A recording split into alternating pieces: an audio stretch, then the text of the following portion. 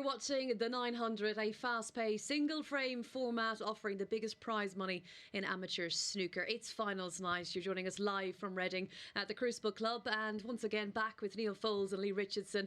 Finals night, always big, huge opportunities, and we're going to have a fantastic evening of snooker. I just think the first player through to the Grand Finals in November, that would be something. You know, Andrew Norman won it last year, the first week, and all the rest of it. You know, he's there in the final with a chance to pick up the big pool. So tonight is the biggest night of all, and it's quite exciting stuff, I think.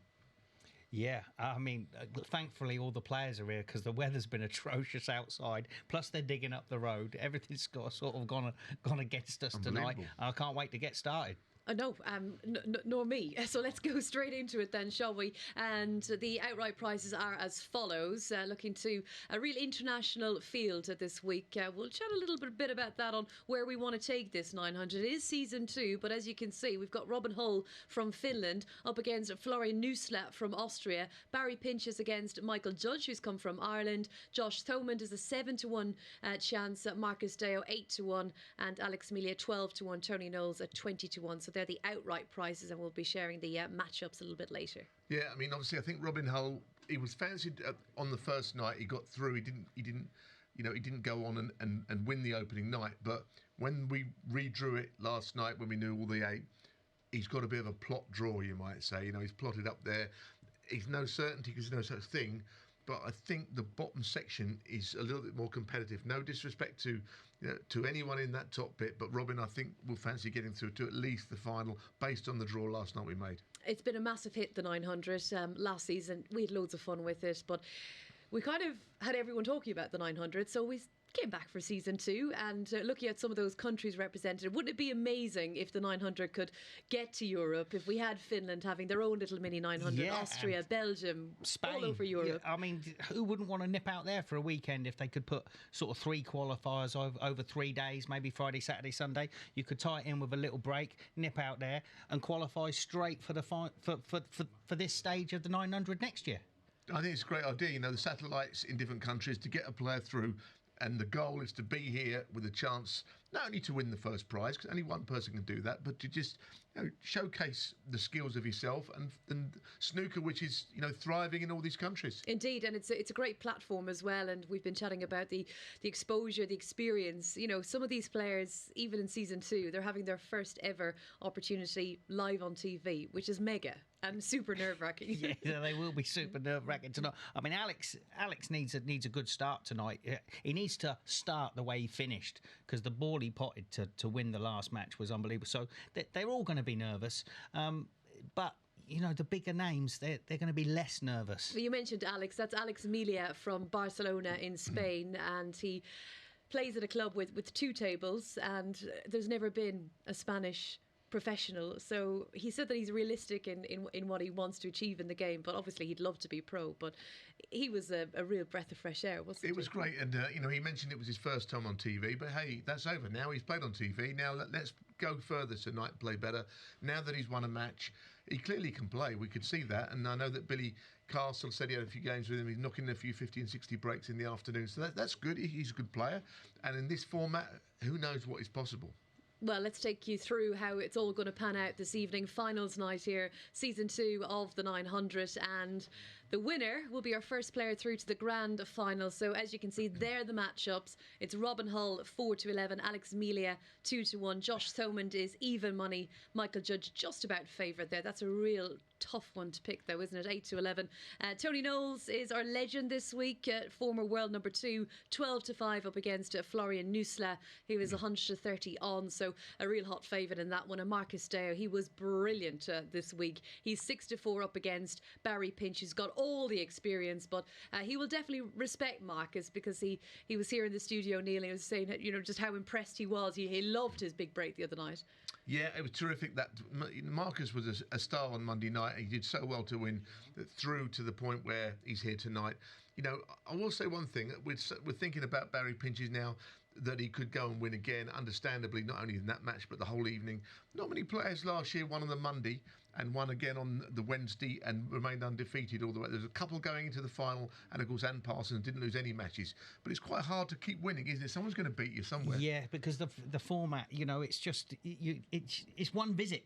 Yeah. You know, it doesn't matter if it's a 24 break, a 35 break, or 100. It can be one visit. If you don't get your chance to, that's why it's so exciting. You do not know what's going to happen. And there's a couple of horrible matches there. I don't like them at all. All right, well, you'll be hopefully liking them later and telling us who you really fancy. The guys will be giving you the winners ahead of every single match here on Sporty Stuff TV. And what about the pundits' pick? We ask them every week. They get a fresh sheet to come up with the winner. And ahead of week 1, season 2, Neil went with Robin Hull as his nap still running, and the outsider gone. The only JCB left is the ones outside digging those roads up, I'm afraid. But you've got Robin Hull, and you've got Robin Hull as well, and Florian Noose. You've got 2 players still in. Yeah, and I'm still happy with them. But listen, Michael Judge is a class player.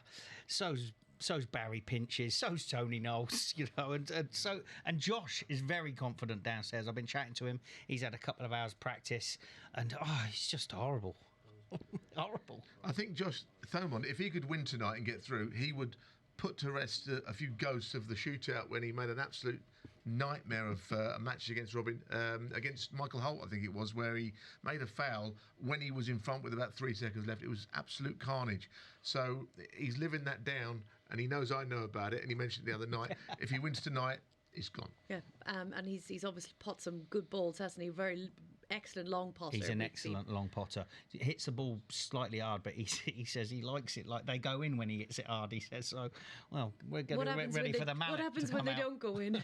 Well, is exactly. This is why Michael Judge is a good price. You know, so okay. I don't know. That one's horrible. It's a hard game.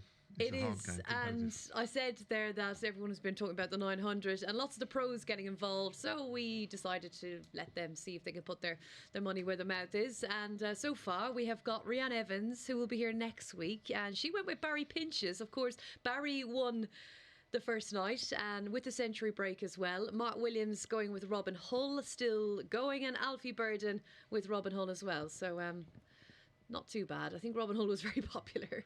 Listen, only because of one thing, that he was a really smashing player, you know, and you know, but for sort of illness, injury, you know, he might have been a top 16 player. He's been to Hull and back, the fella, poor fella. Now here he is. Security. Sorry. I know, dare I say it, he's here all night, they're here all night. And hashtag the 900 if you'd like to get involved with the chat. Tell us where you're watching. You might be in Hull. At Snooker Legends on X, on Twitter, hashtag the 900 to get involved with the chat. Who you're fancying and all the rest. So more from the guys shortly. But if you are with us for the very first time, a very warm welcome, and here's what it's all about. Each week consists of 12 players. 8 will play on Monday, with the top 4 progressing to Wednesday. 4 new players will join the 4 Monday losers in a new 8 on Tuesday, the top 4 progressing to Wednesday. On Wednesday, the final 8 play down to crown our weekly champion. The format is repeated over 8 weeks before our weekly champions contest the Grand Final. Each night will see 7 matches around some new and exciting rules. With ball in hand for any foul, the opportunity is there for any player in our 96 field to become the next champion. Good evening, you lovely snooker fans. These are the rules of the 900.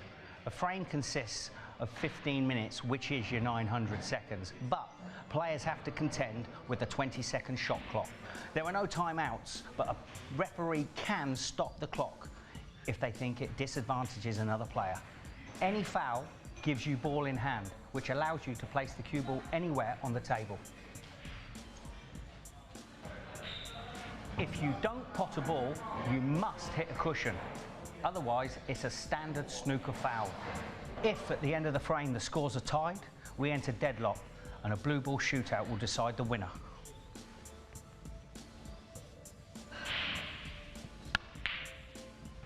And finally, folks, the break-off. After you've made contact with the reds, the cue ball must come past the pink spot.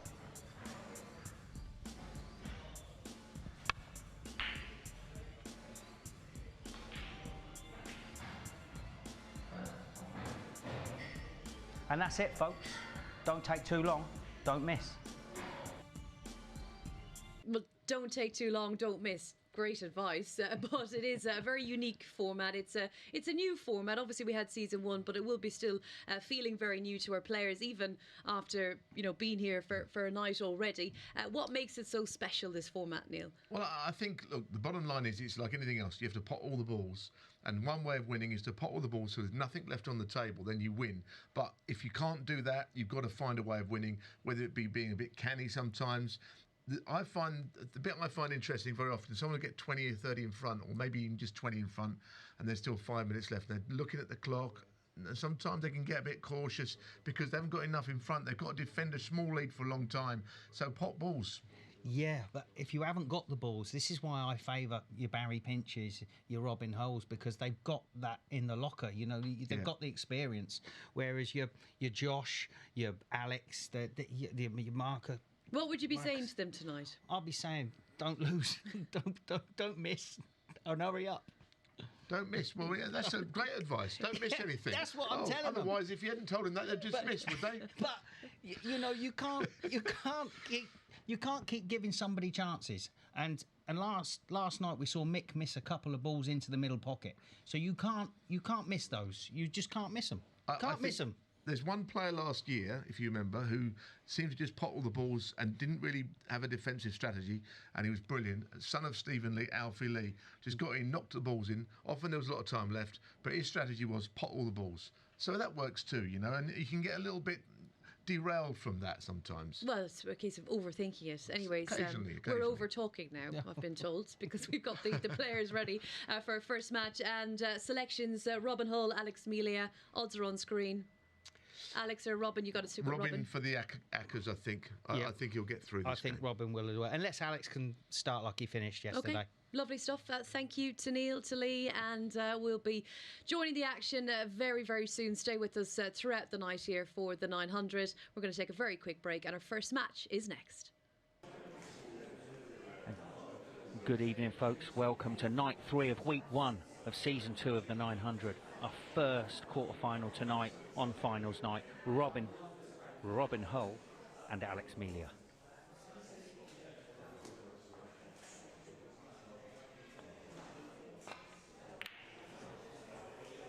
So here we go. This looks like a nice break off from Robin.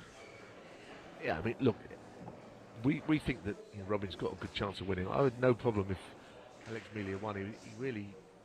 It was a delight hearing from him yesterday. His journey in snooker, which is shorter than most, and a little different to most. He knows how to play, but he's playing somebody who's actually won the whole shootout. Which is a lot of people's favourite event on the snooker tour.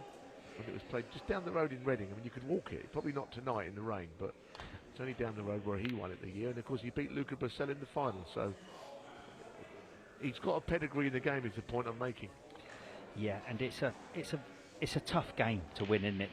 The shootout or the 900 there, but it's just a very tough competition to win. But Alex potted a brilliant red last night and a black to beat to get through. JCB, I think. Was it JCB? I think it was, but it was good to see him get through, and I'm pleased for him. Flew over yesterday morning from Spain, and he didn't get the old 15 minutes of fame. He got a little bit more than that, and here he is again tonight. That's nice to see. And he spoke very well, and he's speaking another language as well. He spoke very well in the interview afterwards. Pretty cool dude, isn't he? So all credit. Pretty cool dude, and you can see that he knows how to hold a cue. He's a decent player, but we might see I think a cautious couple of matches tonight, because tonight is the night. No second chances, and the chance to be in that grand final. And I remember when we got to the grand final last year, there was a lot of very nervous people on that night. What an opportunity it was. Of course, Ant Parsons won the whole thing. He had a little cry, spoke about his family. It was lovely, actually. Well, now this has definitely worked in Alex's favour. The black, his last safety shot, he ploughed into the black, and Robin won't like that. He would have liked, the black on the spot, Neil. Yeah, it's not the most straightforward opening red, is it? It's not quite as easy as it might look, this shot, to start with. Yeah. But you're right, though. I mean, if it goes low scoring, that would favour the outsider, I suppose. You know, without the balls on. Because one thing, Robin Hull is a fantastic scorer. Certainly, when he was in his prime, he was a beautiful break builder. Yeah, great break builder. Probably not quite that player now, but he's still very decent. I think he said he'd won the Finnish Championship something like 14 times, he reckoned, but I actually think he'd lost count. that's what he was almost saying. I can see why. Well, a combination of how good he is and it not being a hotbed for snooker yet, but maybe when they have these qualifying events in Finland, it will bring new talent coming through for next year's. Yeah, let's hope so. I wouldn't mind a trip to Finland. I've not been. He spent a lot of time in London. He's almost forget that he's not from West London. He's got very little accent, Robin. But I do remember when he had a friend of his over from Finland and he spoke in Finnish, and you realise he forgot that this guy is not a Londoner. Goodness, he's played a reckless one there. What a chance he's given here. How about this? The balls are everywhere, Lee. My word.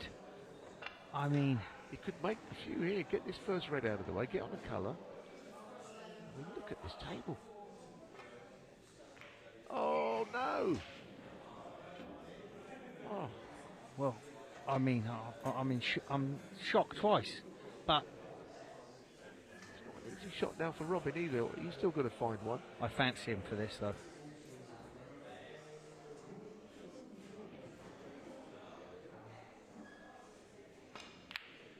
Bit early for Shredsville, is it?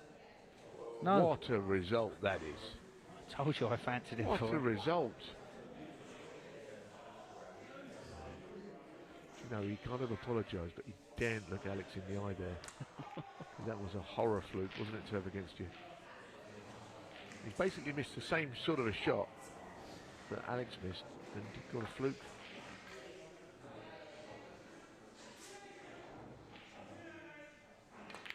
And now, I mean, they're all his.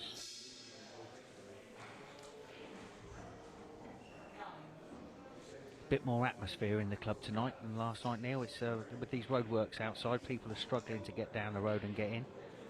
It's a good crowd. It doesn't look like it because there's a few empty seats, but People think you're probably exaggerating what it's been like to get in. All the roads are closed and there was torrential rain for anyone that was walking along from where the roads were still open. how did you get here, Neil?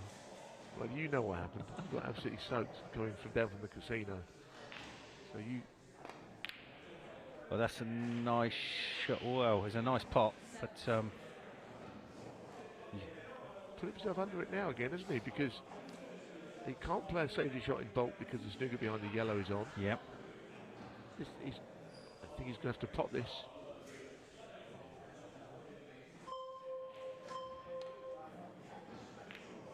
Interesting. I'm not sure about that shot because surely... Well, if he gets it tight, Yeah. it makes it more difficult to get the snooker. He's played a good shot, but he's Good still point. left the red over the middle. Good point. If he's got a chance to get underneath the cue ball, he's got a really horrible snooker that Alex could lay here. He couldn't quite do it in these circumstances. Now Robin's got a red to the middle and the cue ball's crashing into balls he can't control.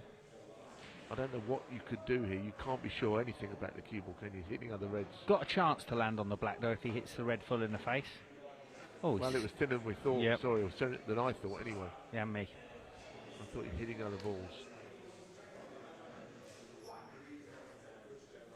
But Robin's got to be happy to be back at the table so quick because he'll be disappointed he only scored 17 first visit.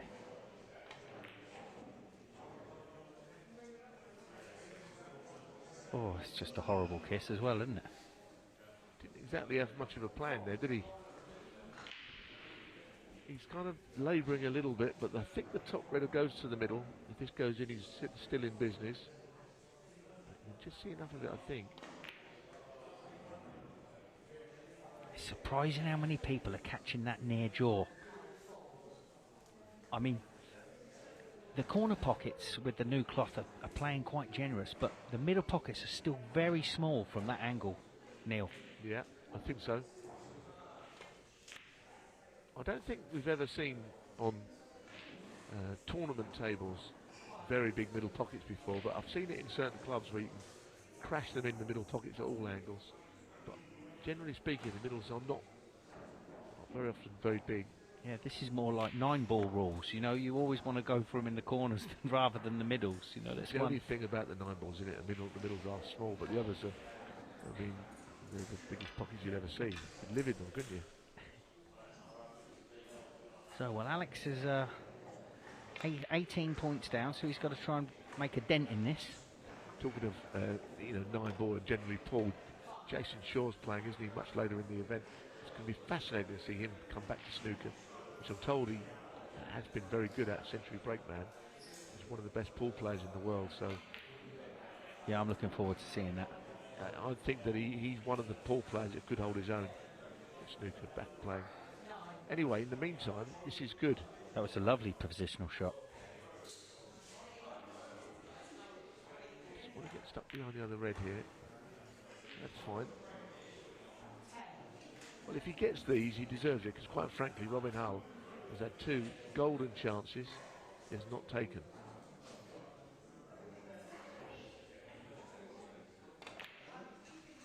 Beautiful.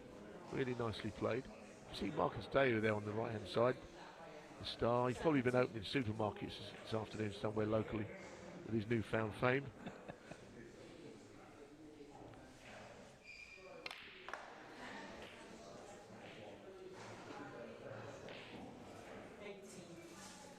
He doesn't fancy the pink then. Got to look at the pink. I mean, if he's going to use the rest for the green, This is a big shot, Neil. bit unlucky. He played it quite well. Well, he's in there with just over 5.5 minutes left. He's in there. He's put himself in the picture. So, how's your cueing? Keep your head still. Don't overhit it. Just a nice solid. Oh. Well, we didn't overhit it.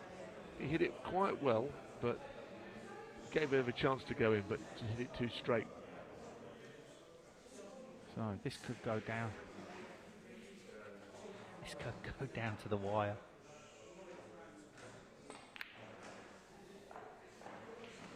He has glued that cue ball to the black rail. I think there's an up and down safety. The red by the green, he could play the shot to get the cue ball on the cushion if he wanted to. I think the shot is on. To keep Robin quiet for a couple of shots is what he needs to do, and then somehow pounce. Only one behind. Well, he's gone for it instead. Well, okay, it's not bad. He's used the green as a bit of a dampener. Dampener? Well, you know, Listen, it's softener. damp enough around here at the moment without playing dampener shots. Never even heard that one.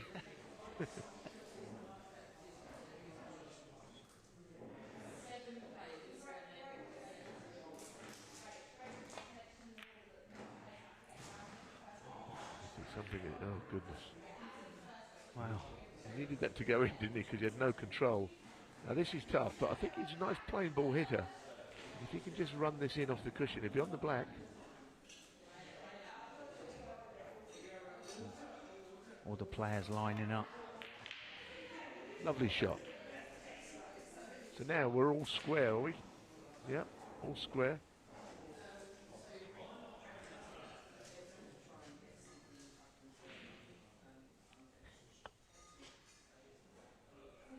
Well, does he have to go for this? I suppose not, but now it's gone in. What a shot. Well, the coupon buster's on here, isn't it? Because Robin Hull, I mean, all the great minds of snooker, Mark Williams, Alfie Burden, Rhiann Evans. Neil Folds. Yeah, I was going to come to you and I.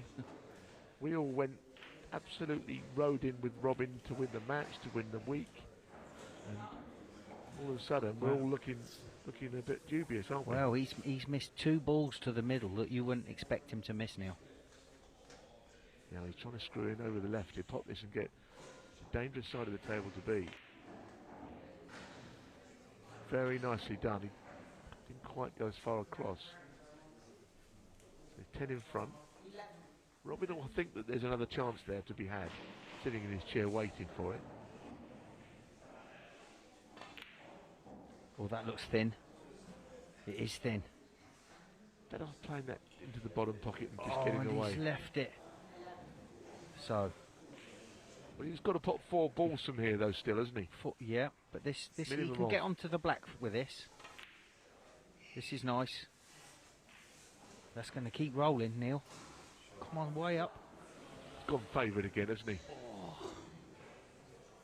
This is what we want, though. We want a nice close match with 2 minutes left, Neil. What we really want is, of course, another blue ball finish, don't we? That's what we dream of those moments.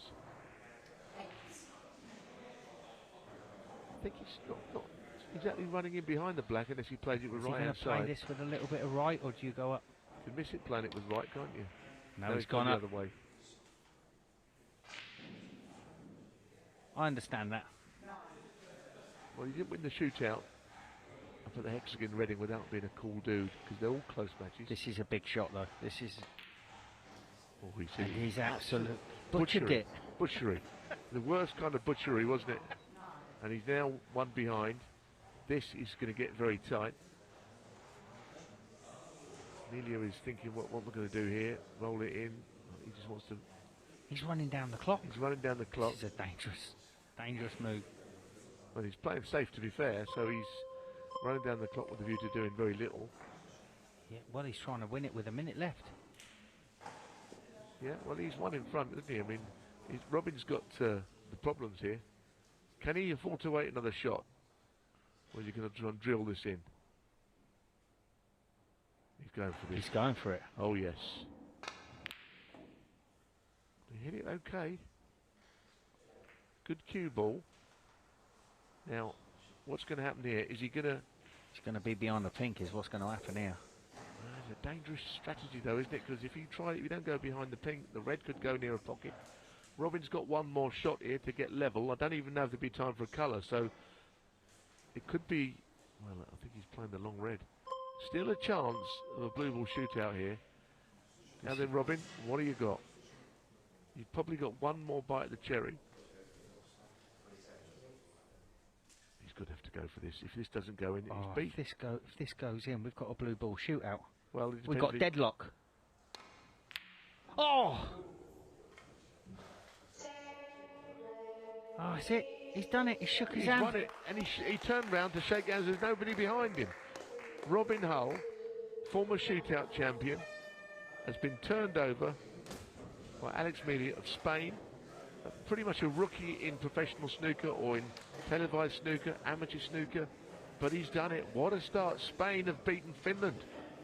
Finals night well and truly underway here. Week 1 of season 2 of the 900, and we've had a real big coupon buster. Big surprise, but what a performance. Congratulations, Alex Emilia from Spain. You looked more settled tonight, would that be fair? Yeah, much better than yesterday. Yeah, I got settled, much better, and yeah, looking forward to the next one. We can't wait to see you again. It's great. And we're talking about the international field tonight, Neil. Fantastic to see Spain so well represented the 900 this year. Well, Spain has been the one country I don't think we've seen much snooker in. You know, I mean, I know that in Barcelona you play, but in places like obviously Austria, in France, there's a snooker tournament there, but Spain has been the one place not much, you know. I mean, I think that's a great thing. And the other thing I was going to say, Rachel, is when Alex came up, many a player that's won a close match, shaking, nervous, he's the coolest dude in town, isn't he?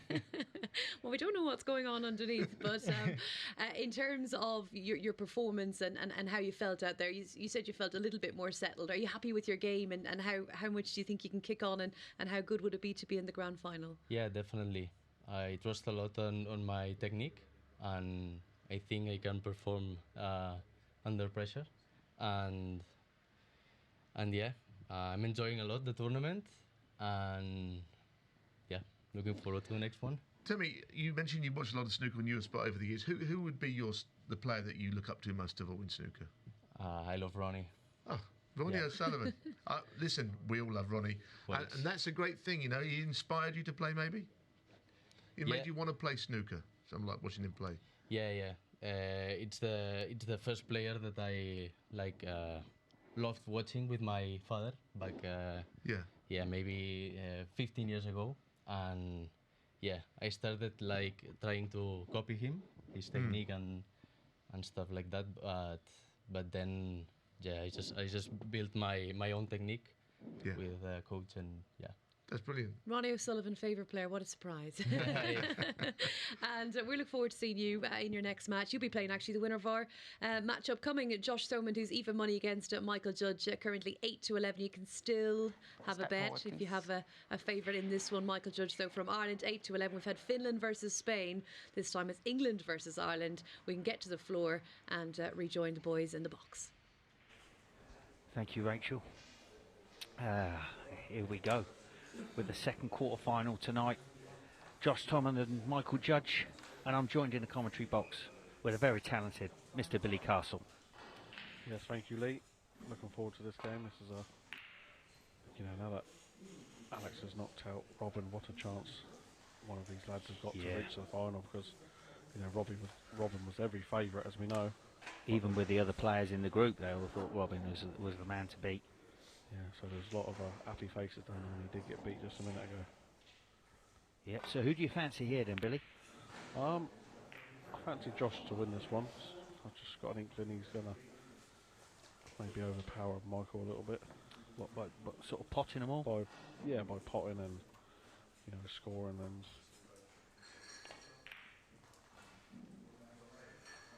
But obviously, it's a tough game, and if Michael does play his A game, he's going to be very tough to beat himself. Nice little flick off the yellow there. I think... might have left this red, don't yeah, he? I think he's left it. But he apologised. He's a bit quick to apologise there. I'm watching a lot of Josh out there. He likes interacting with the crowd as well. Sometimes it's a good thing, but it's not always a good thing, Lee, because you've got to concentrate sometimes on the job in front of you. Yeah, but if you're an extrovert, you're an extrovert, mate. So it's you don't want to hinder yourself by not sort of enjoying the crowd. You don't get these chances very often. And there's one of his long pots. Yeah, it's nicely on the brown there. He's got two reds at the bottom of the pack that goes to the left corner, and if he does come up a little bit short, he's got a red to the left middle as well. And that is a nice clean pot in the middle. There's been a lot of balls missed in the middle pockets this week, Billy. Yeah, and especially that first frame, there was some big pots missed in that middle pockets. Robin with the pink springs to mind. I mean, he'll be feeling pretty sick about that. Yeah, I was out there watching the shot live. For me, the brown was just unmissable. That pink, a little bit trickier angle than it looked on the cameras. Yeah. And I thought the brown was guaranteed to get himself in the lead. You couldn't miss the brown. Yeah.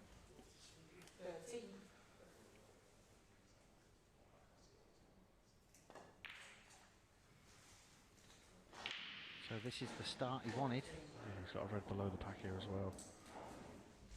Just a little bit short.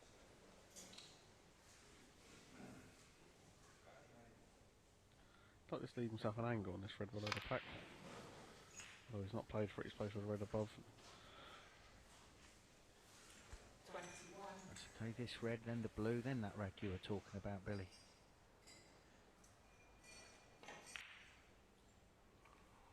Oh, he's missed that red. Josh, as great as Potter as he is susceptible to putting a quick one in. Out of nowhere, he looked good nearly, and got himself in a good position there. Pots the blue, and leaves himself a nice angle on that red there. He could have brought a few into play. So is Mick going for this, or is he just going to... I think he's going for this. Oh, what a great shot. Yeah, what a lovely pot that was. Is that a bit of right-hand side on that as well? Yeah. It's not easy now to get on a... No, not at all. I mean, he's looking at the blue here.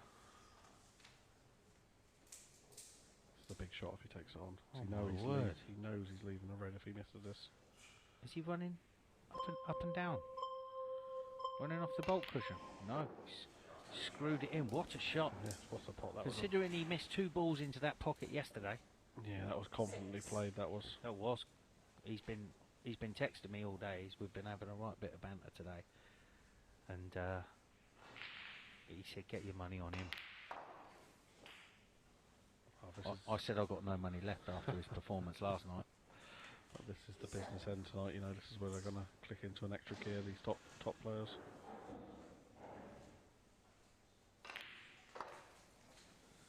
The first 2 nights, as long as you win your opening match just to get here, that's the main thing. The business is done tonight. You know, we know Barry won Monday nights and Florian won Tuesday nights, but that means nothing if they don't go and win tonight. Exactly. See Tony Knowles sitting in the audience there. The great TK. That's a lovely safety shot as well. Very good safety.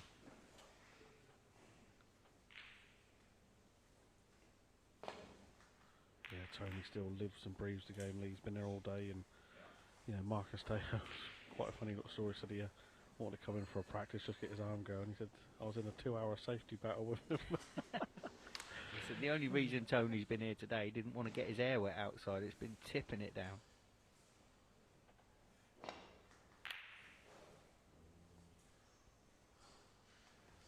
Well, these reds are open now.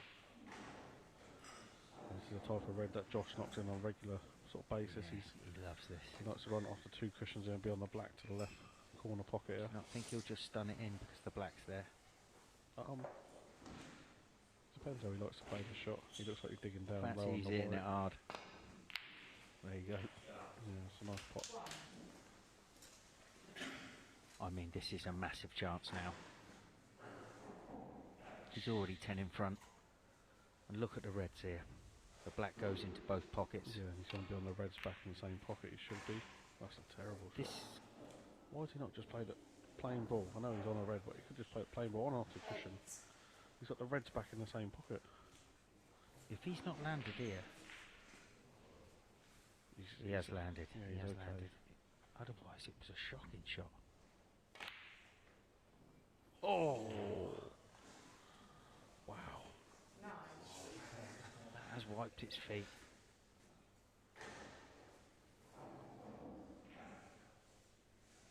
He's a very confident young man, Josh. I was chatting to him downstairs earlier. He really fancies this tonight. Yeah, he's a great believer in himself, Josh.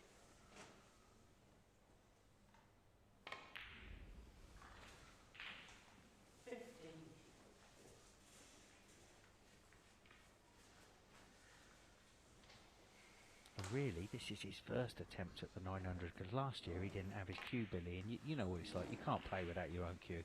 No. A lot of people say, you know, it's a bit of wood, you know, pick up and play of anything, but you know as well as I do, Lou, Lee, with different fields and different shots you can play with cues. I can barely pot a ball with my cue, let alone anyone else's. Wow. Going to be able to find your cue. That's a nice shot.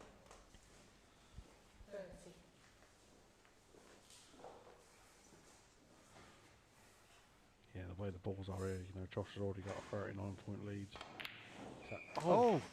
What did he do? Hit the other red? No, it's completely cued across it with side. I don't think the red went. Oh, he's got away with a double kiss there as well, hasn't he? Putting the cue ball mix, even if he can knock the red in, he's got no colour. This is a tough situation for Mick to be in. There's loads of times that he could have played safe off the bottom 2 reds there. How well has he hit that? Very nice cueing. That was a brilliant shot from Mick. You know, the shots he has played in Potter tonight, he's hit absolutely brilliant. So he wants to 2 cushions in between the brown and the green. It's not going off. Don't go in there. Oh, Wow. how unlucky is that? You know, the luck has not been with Michael at all in this frame, Lee, has it? No, that is, well, that's done and dusted if you ask me. Ball in hand here.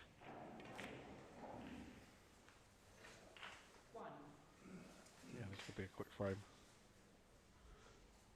You know, it's the best Mick does look as well. For me, Lee, you know, the shots he's played, how confidently he's played them tonight, and he's just been a little bit unlucky. Yeah. Well, that's the format, Billy. Yeah, you only needed a shot like that to go against you once, and that's it.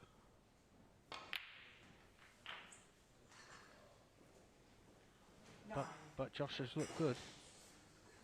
And he's going to be favourite in the semi-final against Alex. Yeah, certainly. This is what I felt with Josh. He's going to, you know, he's a bit of a Bully. bully, yeah, around his own. I thought this would come into play with this sort of game. I know Michael's had bad luck, which he has.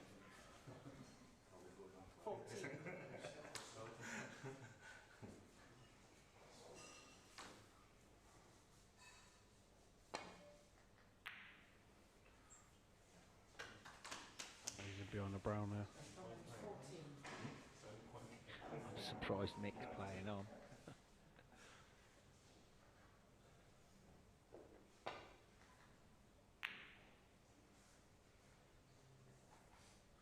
Well, like I say, if Josh does go on to win this frame, which I don't see no reason why he's not to, that's a coupon buster and both these opening favourites getting beat.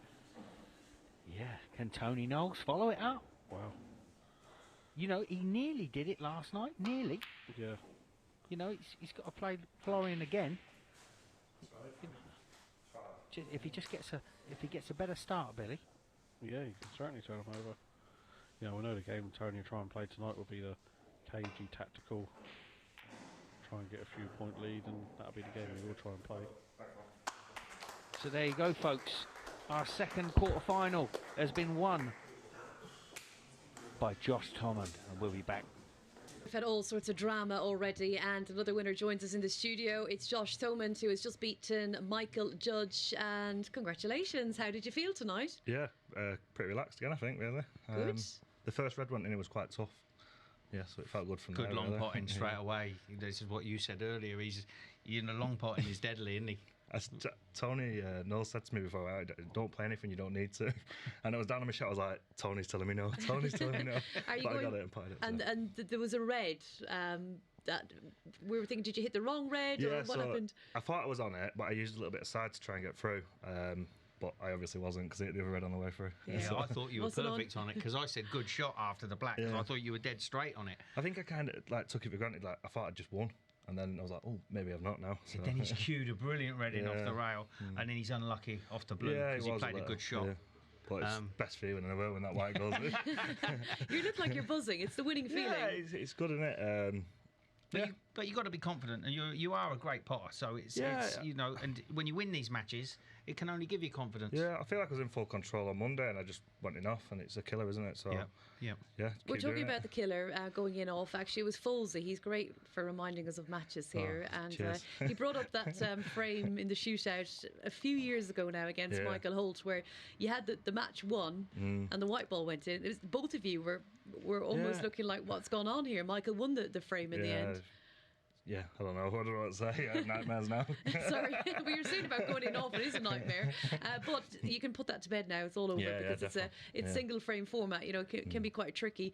Who's watching at home? Is your mum Dawn tuning in tonight? She said. I said she's never watched before, and I always complain. I say you need to watch. You need to watch. I made a screenshot that she did watch the other day on her phone. So. Thanks for watching, Mum. Okay. And have you got a few supporters in there this evening as well? Yeah, there's a few there. I brought my friend Sam with me, and then I've got my missus Lauren at home. She ringing me every 10 minutes going, come on, you can do it. And I'm like, I know I can. You can definitely do it. You can definitely do it. I mean, you'll be favourite in the next match. You are favourite in the next match, 4-9 up against 13-8 Alex Amelia. But look at that smile. This is what the 900 is all about. He's on TV, he's winning, and absolutely loving life. Congratulations to Josh Thomond. And we're ready for maybe some old magic. Tony Knowles up against Florian Nusla. Florian is the 130 on, the hot favourite in our next match. Tony Knowles, our legend this week, 12-5 for a place in the semi-final. Let's join the guys in the commentary box. First up, Neil Foles. Thank you, Rachel. Yeah, we're looking forward to this next match. Billy Castle alongside me. There's Tony Knowles on the left, former world number 2, and Florian Nusla. Flozza is... I thought he was terrific last night with Florian, and I think he is a seriously good player, one of the better players not on the tour. And he is favourite to beat Tony Knowles, isn't he, Billy? But hey, tonight all the favs have been turned over. Yeah, certainly now tonight. So far has been a little bit of a couple of shock results in there, but you know, that's what the 900 format does. That's a great opening break by Tony. You know, playing ball. I mean, I do wonder why more players don't play that break, because they say they get the break wrong, and sometimes the red goes up. There's no reason why you can't play that plain ball break. Eddie Charlton used to made a career out of it, playing that just plain ball off the side of the bunch. Yeah, just especially in this format, you know, because you're guaranteeing yourself you're not going to get past the pink, and sometimes the new cloths, they do throw a little bit of wide, so the white can go on off as well on them on the breaks. You don't want to leave anything ridiculously easy from the outset, do you, and be chasing the game, I suppose. Yeah, certainly. But Florian, I mean, he only didn't win week 1. The man on the top right there, you can see him with the glasses, did for him in an amazing clearance. Marcus Dales. What a clearance that was, Neil. I mean, we're still talking about it now. It's unbelievable. It's social media has took to it as well. You know, Mark Williams has tweeted about it's one of the best he's ever seen. That's fantastic. Yeah, and kind of what I'm saying is that Florian was very close to not losing. He might have gone on and won Monday. Instead, of course, he had to play last night, won the whole group. And here he is. And yes, he's favoured to beat Tony because his scoring power might be good, but as we've seen there, Tony Knowles, you know, I mean, he's achieved so much in the game, you know, people, there he is, there's Marcus, look at that, tremendous Monday night. He's so excited, Marcus, out there and talking to him. It's amazing to see the smile on their faces and, you know, little chance here for Tony.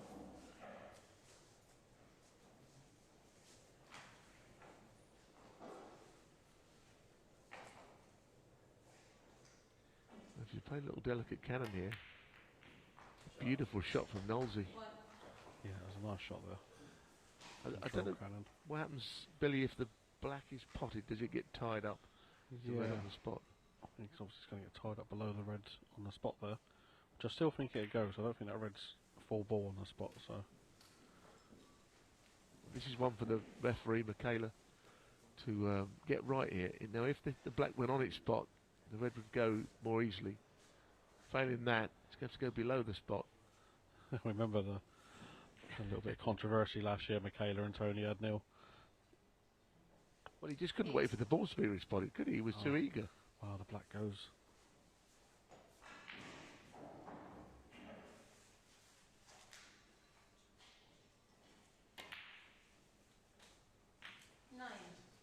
Needs a little cannon on the yellow here to stop the cue ball travelling into ball, and he's got it.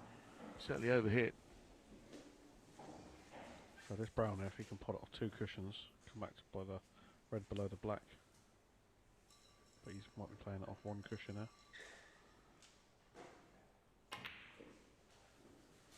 What about Tony Knowles' finest moment in the game was, I mean, it could be, there's one match that we always think about, because after Steve Davis was world champion for the first time, people thought he was invincible, the 82 championship.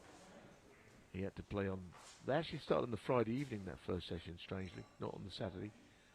He proceeded to get hammered by this man, Tony Knowles, 10-1. And at a time, Steve Davis was winning everything. The Crucible curse probably started from that match, because no first-time champions ever won it again. But he beat Steve Davis 10-1, amazing. And that's a result they still talk about up in Sheffield. Yeah, it's an amazing result. You know, Steve Davis back then was the world #1 and world champion. It's unbelievable result. Beat him 10-1. Well, Steve Davis, for a while, was odds-on in the championship. Now, you know how short-price favourites can be. Steve was like a 6-4 on chance most years, because that's how difficult it was to win, and that's how much better he was than everybody else, it seems. 6 times a champion, the Nugget. But not that year. No, Tony certainly done a number on him there. That's a lovely safety shot again from Tony. You know, Florian could be forced into having a go at this red. But he's been playing up here all day, Tony, and practicing safety all day. Yeah, so he's got a little bit of a game plan. Let's try and nick a little lead, keep it tight.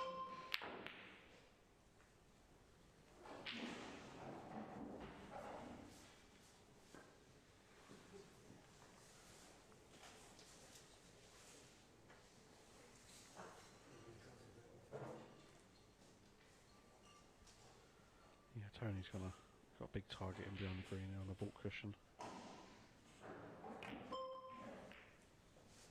His strategy will be interesting for me. Yes, he's got a few in front, but of course he's never going to be able to defend 13 points for 10 minutes. Yeah. But so he's going to have to sort of still score a few, because Florian will get something going, because he's too good a player. But you know, maybe what Tony's got to do is frustrate him into taking a risk, so that he can add to the points. It's tactical. Yeah, he's got to be careful here, Florian. Wow. Oh, dearie me. Oh, wow. Tony Knowles is now gone. A big favourite, because now he can, well, he's got ball in hand. The world is his oyster, basically. I mean, Florian had such a big target there, Neil, below the pink there, to lay into the reds. don't know if you've been at the club all day. Has Tony been practicing the last 2 or 3 days? Yeah. Billy in here? Yeah, he's been out every day, all day long, practicing. And he's playing a game, I think they call it points, where it's like safety with the 15 reds. You got to get past the baulk line to get a point, or if you pot a red, you get 2 points. You know, he played at Marcus Day earlier for 2.5 hours. Marcus, I just want to do a line-up in the end. It's good though. It's good that the enthusiasm's still there. You know, I mean, he's been involved in snooker for, I mean, probably 55 years. Yeah, and he still wants to win, even playing them little games. The lads in the room there, he's still the younger and the drive's still there to compete for every point and win every sort of time he was playing. You know, you can just tell when he won, the smile was on his face, and it's still there. World Championship semi-finalist a couple of times in Olsey. Oh no! No, Olsey. What a miss! And we've seen a few go into that pocket off the jaw as well. Wow. Well, the Florian Nursler fans have just sort of started to feel a little bit more as if they still might get their man home, because it was looking pretty grim. Yeah. That's a poor miss from Tony there. Well, listen, as blacks off the spot go, Billy, that is as regulation as it'll ever be. Yeah, he's not going to use a black than that. Yeah, Florian just trying to push a couple of reds into play there, which that's worked out quite nice for him with that red's gone.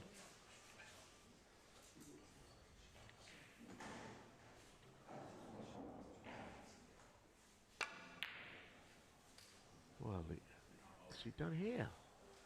Wow, he's butchered this. He's got to be careful to hit a cushion there. I know he's going to hit the bottom cushion and back up. It's not his finest moment, positional shot, is it? No, I thought he's just going to run it round off the 2 cushions there now, and he's been perfect on the reds. Flirted with Ian off again. The Knowlesie's still in front. He should have already got this. He should be 50 in front, actually, from what was there and what he missed. He's still just about in front. Oh, where's the cue ball going now?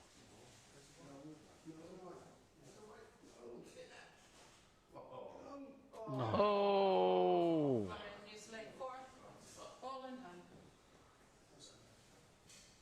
New favourite. Yeah, Tony's not going to forgive himself for that. You know, we've only just got over last year's disappointment of the loss.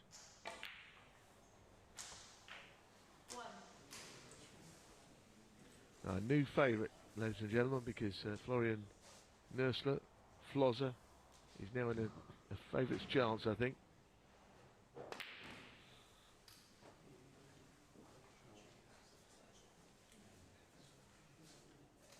I mean, what we're seeing tonight is terrific, isn't it? We've got a Spanish player, the only one really we know in snooker. There's an Austrian player here, who not an unfashionable snooker country, but maybe just a growing country in the game, and he's a good player. Yeah. Won the Austrian Championship for the first time, age 15, he said. He's only 21 now. Won it multiple times. Yeah, 6 years in a row he's won it. That's Florian.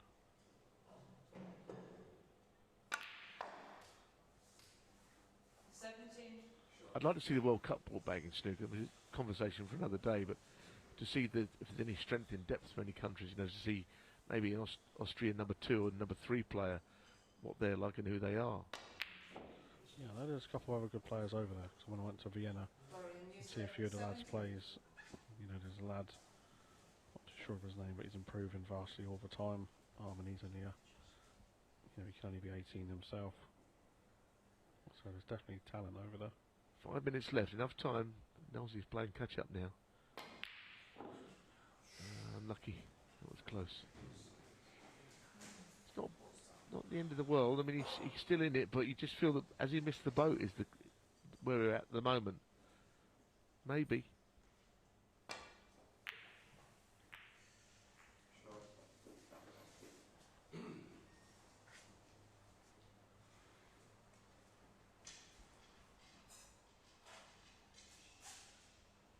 Of course, the old World Cup was 2 players, wasn't it, for a while? And you had the Norway team. It was Kurt Mafflin was the number 1 player, and his wife was the number 2 player. Yeah. Remember that when they played the World Cup? It's Crazy, isn't it? Absolutely crazy. Well, I mean, it just shows you that it was not a strength in depth. That's all I'm getting at. He's a half-decent player, but it just, you know, you're not got a multitude of chances. What a fluke that is. All gone wrong, isn't it, Knowlesy? The wheel's fallen off. He could stun in the yellow in behind the brown as well. So Knowlesy could be in a bit of trouble here.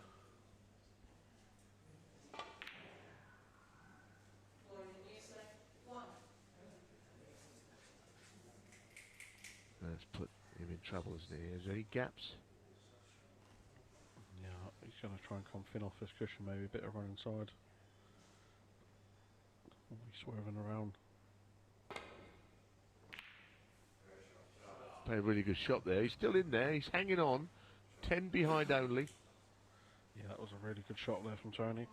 He had to catch that perfect. He's within striking distance, but another chance will have to come his way. He's on the back of missing a black off the spot right behind it. That's his problem. We all know what that feels like. Yeah, it's not a bad shot at all from Florian. Black going awkwardly is not in Tony's favour.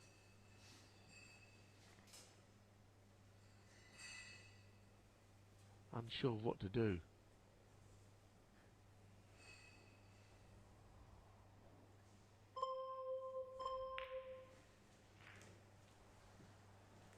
Got lucky there, didn't he? Because the yellow could have come away from the pocket and left the red. Yeah, certainly. So Florian can play this. Be careful, he doesn't need that red closest to the right pocket there. Don't think he's going to try and move the red by the black, is he? Because I think he wants to leave that there. Yeah. Florian's taking up his time, and why wouldn't he? Oh, this red's close to the middle pocket. Right then, Tony Knowles. This is the moment. Just drop it in for the pink. Tried to get too clever there, Florian, I think. Forgot to worry about where the red was going.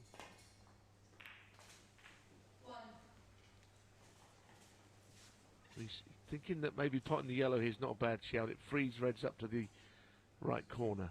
There's certainly one red. Oh, it's not great. Still got a shot out of red here. We can just roll it in. Beyond the pink or blue.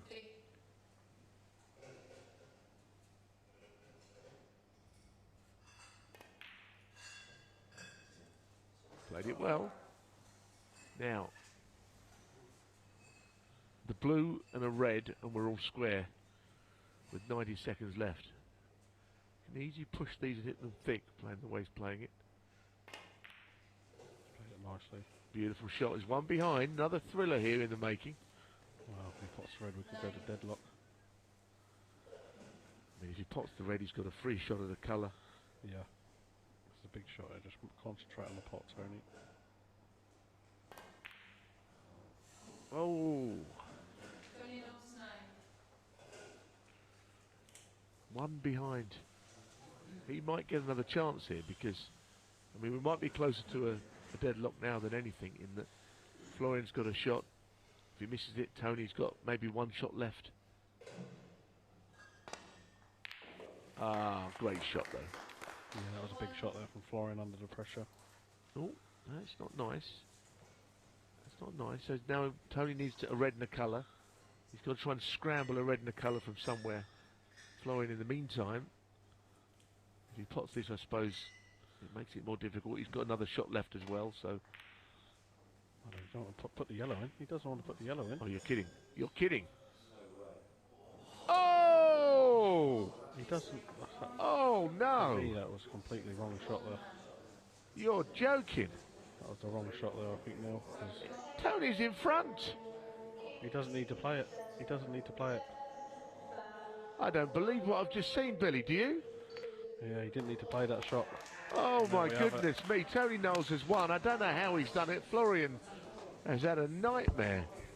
And a stunned crowd can't believe it. Tony Knowles, he's rolling back the head. How on earth has he won? He's won, though.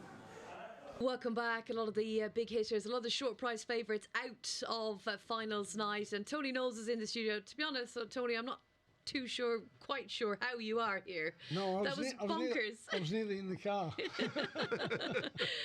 Absolutely unreal scenes. I think we're actually going to show it back, and yourself and Neil could have a chat about it. So, what was going through your head? Well, the first time the white was rolling. Well, the white was rolling to the pocket, but he doesn't have to do anything here. I'm in trouble anyway. And it stayed on the lip. I mean, this and is the he's thing. dropped this in, and the yellows doesn't look as though it's going to go. I know. And it took an age to get there, didn't it? It's just. It just falls in. I mean, that's it. He's beaten you, isn't he, all day long if that goes in. And then you had one more shot, you didn't need to play it. But, like... He could have played safe. He could have done anything off that. That is going to go in all highlights packages of all games we've seen, you know. And the other one was the game you lost last year, by the way. Yeah. That gets shown a lot. I think maybe it can be replaced by a win. That was brilliant, Tony. I mean, listen, you've seen a lot of snooker, but that must have given you a bit of a thrill also. Well, when I played the safety shot into the right-hand pocket, and it come around the 2 cushions, and it was coming right up to the corner. Yeah. And it was rolling onto the angle, and I went, no. I know. And I'm just saying, I'm going to say, how did you miss the black? Off the spot behind it, Tony. Come on. Well, I made a fail. Well, it wasn't a mistake, but I was actually running the shot clock down, and it just got me out of rhythm. See? Getting too cute. He's still there, though. He's in it. Well, I thought it was a few points in front. I thought, I'll just put this black, play it nice and slow, run the clock down to the maximum. They made you 20-1, the rank outsider the field tonight to win, and you're into the semi-final. It's an insult. They were all mad. They were all mad, weren't they? More to come, yeah. More to come, right? Well, we're looking forward to that. The great Tony Knowles then through to the next round. Right, who's going to be making it through to play him? Marcus Dale, 6-4. Barry Pinch's favourite, 1-2. Of course, he's got the highest break of the season so far, and favourite to play Tony Knowles in the semi-final. Let's get to the arena then. Let's get this one underway, and back to the commentary box to the team. Thank you, Rachel. I mean, that's 3 outsiders. 3 favourites have got beat so far tonight. I mean, do we fancy Barry Pinches here? Well, Marcus Dale is the outsider, so they're singing already. Dale. They absolutely love him out there. And I was watching him practice earlier. The crowds are coming rushing in. So he looked half good. I mean, I just can't believe the results. For me, that shot where Florence played, he only had to just row the brown up to a cushion or anything. Yeah. With that blue pot, he's always going towards the yellow. I know it's unlucky, of course it is, but the shot was on. Yeah, well, anything can happen. You've got the balls running around the table, Billy. So all the time, just because you can pot one doesn't mean you need to. No, you don't. He was, I don't know what, he was 5 or 6 points in front. Oh, no, what? 4, because it was a foul. Yeah, 4 points in front. Just played a brown. Tony's got no shot on a reds. It's game over. But anyway, this has been the quarter-final. Since the draw come out, I've been looking forward to. These 2 on the first night was the 2 box office players for me. Yeah. And Barry's won the night with 105, and Marcus has done a clearance that Ronnie would have been proud of, and nearly did it again. Oh, that's a nice shot. I think he's okay. He's cued it well. Is he on that? Yeah, I think he's okay. I'm not sure he is. Nice. Might have gone too far.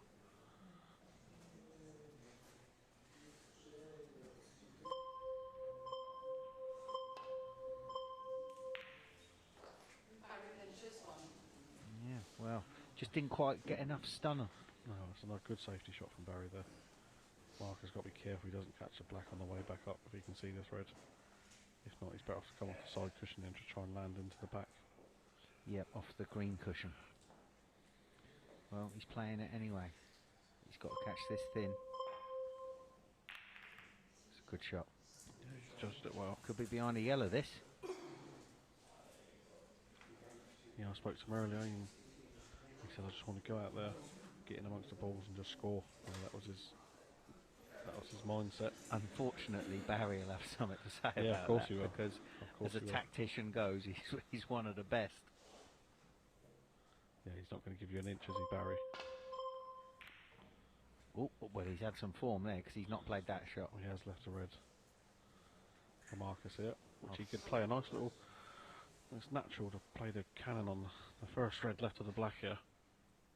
So he's going to stay on the black. Yeah, doesn't want to hit it too hard. Oh my word, he's kept it out. Took his eye off the pot there. How many times does that happen, Billy, when you're trying to just get a cannon? Yeah. That's all he's thinking about. You know, we've all been a victim of it, Lee, over the years. He's going to be in behind the yellow up here.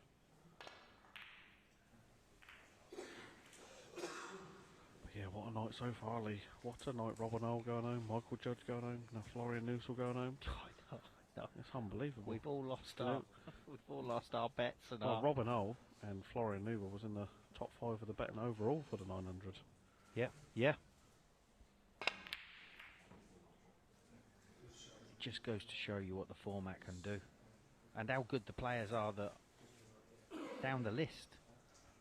Yeah, I mean, I had a quick look again at next week's list. Well, you know, we think this week's good. Wait till we see next week's again. I know, it's unbelievable. 3 world champions in there. Yep. You know, other professionals and not professionals. Ex-professionals. Yeah. You know, English amateur champions in there. We've got Northern Ireland champions in there. Wow, what a pot. And he's on the he's held his hand up. It's a fluke, Billy. Wow. He's just played the safety. Would he play the pink or would he just drop the blue in for the red up into bulk? Yeah, I don't mind which he does. The blue's the easier pot, isn't it? Could just play the blue off of 2 cushions in and out. There you go.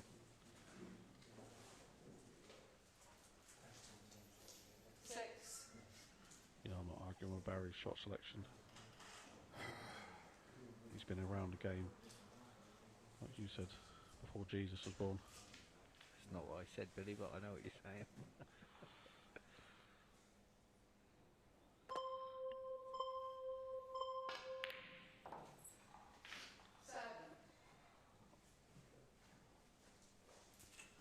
Yeah, probably stun this pink in and just cannon the red to the left. Yeah, he's one of the good guys in snooker as well, as Barry pinches. Oh, he loves it. Anyone to tell you who knows Barry, he's an absolute gentleman. Yeah. Okay. Oh, yeah, enough angle there. But hopefully, he is my pick, Lee, as you know, I texted you a few weeks ago. Yep. Barry's my pick this week, and you know, I'm still sticking by it. Well, you've had a result now, haven't you? Really, with all the favourites going out tonight, he's looking strong. But Josh, you know, you got some great potters still in there. Josh Tomlin. I mean, Tony Knowles' assembly's not going to give it to Barry, that's for sure. It could be a good safety battle that game. There he is, closely watching. He watch every shot, Tony. Yeah, and you give your live commentary down there if you're here, folks. 21.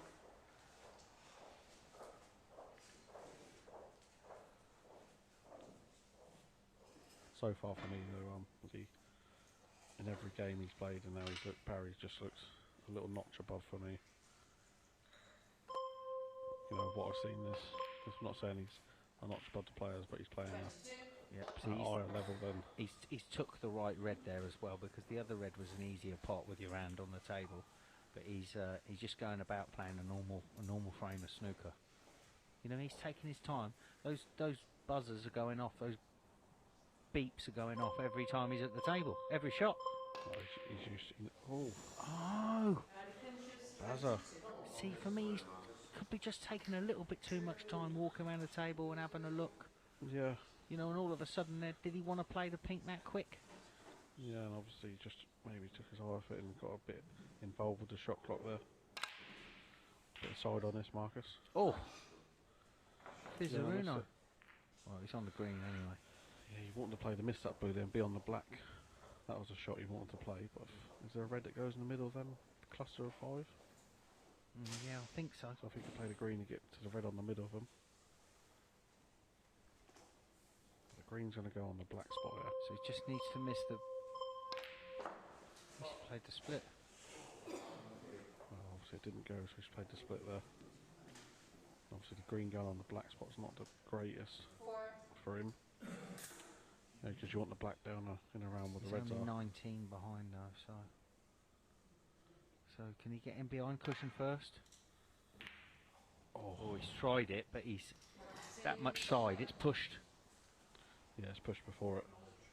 That's what we're saying with this cloth and this cue ball. You know, it pushes a lot more than these players are used to. But we all know, folks, Marcus does not kick into the end of a frame. So he plays like Lee Richardson at the start of the frame and John Higgins at the end of the frame. Very true. So another good long pop from Barry there.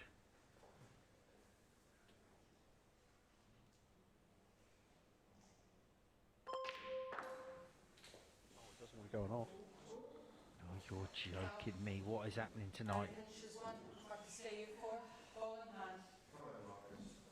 I've never seen so many in-offs in the last couple of frames than I have tonight. Like the whole of last season, unless you were playing. Oh no, you were a forget to hit a cushion person, weren't you? I'm The not Billy sure. Castle shot. Not sure if I played in it last year, Lee, I can't remember. Right, so what's he got to do here? Well, he's got to plot the green. Where's his next red coming from? I'm not sure if he's going to play with the red at the bottom of the pack here. He's got into this, lovely. He hits the ball nice, doesn't he, Marcus? He's going to play back up here off 2 cushion for the blue.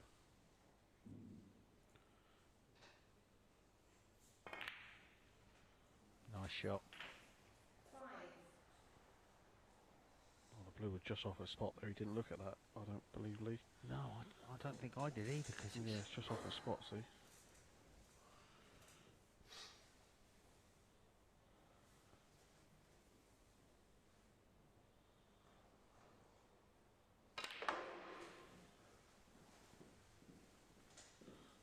Yeah, it was a tough shot to play, that one. So he's got plenty of time. So he's just Yeah. got to play a good safety shot here, Billy. You know, he's got 5 minutes left, and he's 6 points behind. that's a nice safety shot. In behind the yellow, that says. Crowd getting involved. Yeah, they love him. He's took it all in his stride, Lee, hasn't he?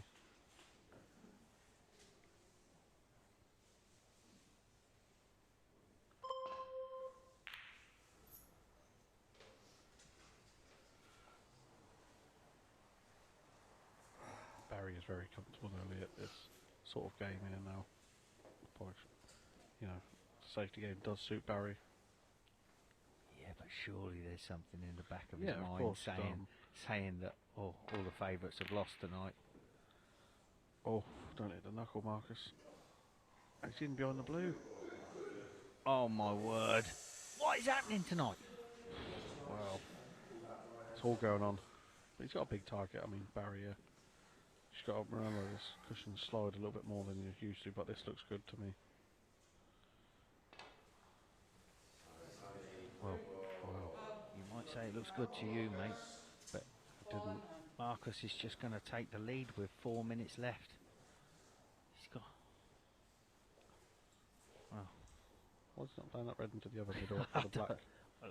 I think because it costs time to walk around the table. He's got to fly. He's being attacked. He's having to deal with 2 opponents out there. Well, it's all going on tonight.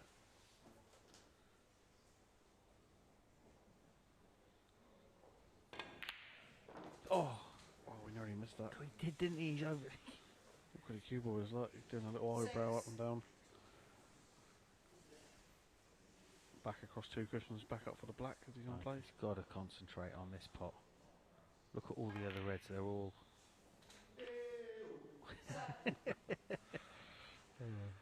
Oh no! Just clip off it. Put the cue ball. Don't try and be too careful here. Just clip off Yeah, it. make sure you hit a cushion, Marcus. What is it with me tonight? I seem to be wanting all the Wow. favourites to get beat. Why is that? I normally want them to win. You've been an underdog all your life, Lee, so. What a nice shot. Nice shot. Two and a half Yeah, it's a minutes. nice Two and shot a there half from Barry. minutes left. He's only 5 behind. There's plenty. That's And a he's very the type that he's not going to panic. You know, he's been around, seen it all, done it all before. yeah.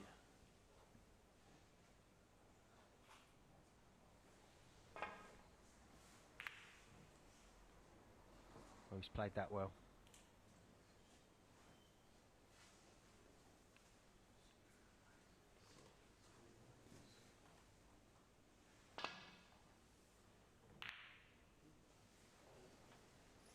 If he covers this red, which he has. Well, that's okay. He just wants to lay up on these reds here. Then none of them Yeah. go. So it's Just an easy roll them little up. shot. Roll up. He will leave a thin snick though, the bulk on that red. Well, all right. Then clip it along and put a little bit of left and bring the cue ball. Is he having a giraffe? Wow. I mean, you don't have to be that sneaky, do you? Wow. He could have just clipped it if he was worried about leaving this. He could have just clipped it and brought the cue ball out into the middle of the table, but Oh, was he on this red as Barry brought this red in the play? no, I don't think so. No. Leave that red on the side rail. You want to play the red that's off the cushion there. Quarter ball, put that red on the side rail and take the cue ball up the stairs. He's just going to tickle, but he's going to be in trouble the next shot now. Do you see the shot I was saying? So Yeah. quarter ball off the red there, off the black cushion, leave the red on the side rail and the cue ball twice across him behind the black. He's but Barris. He's just running the clock down. Well, the yellow's got in. Oh, Doesn't matter. The blue's gone in.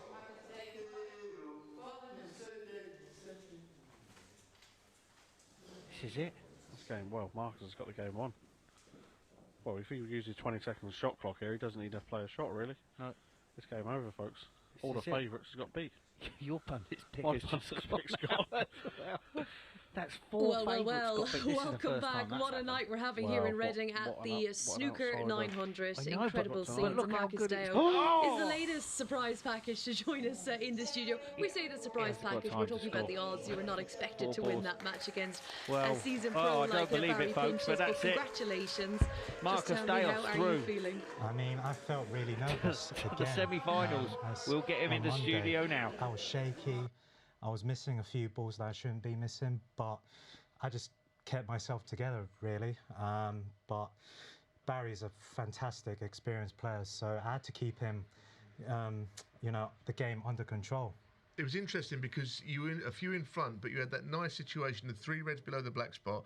As long as you hit a cushion on those, there's not much he can do. So you defended it pretty well from that point. You didn't take any risks and run the clock down. Yeah, that was the game plan, really, because I don't want to let Barry in and score.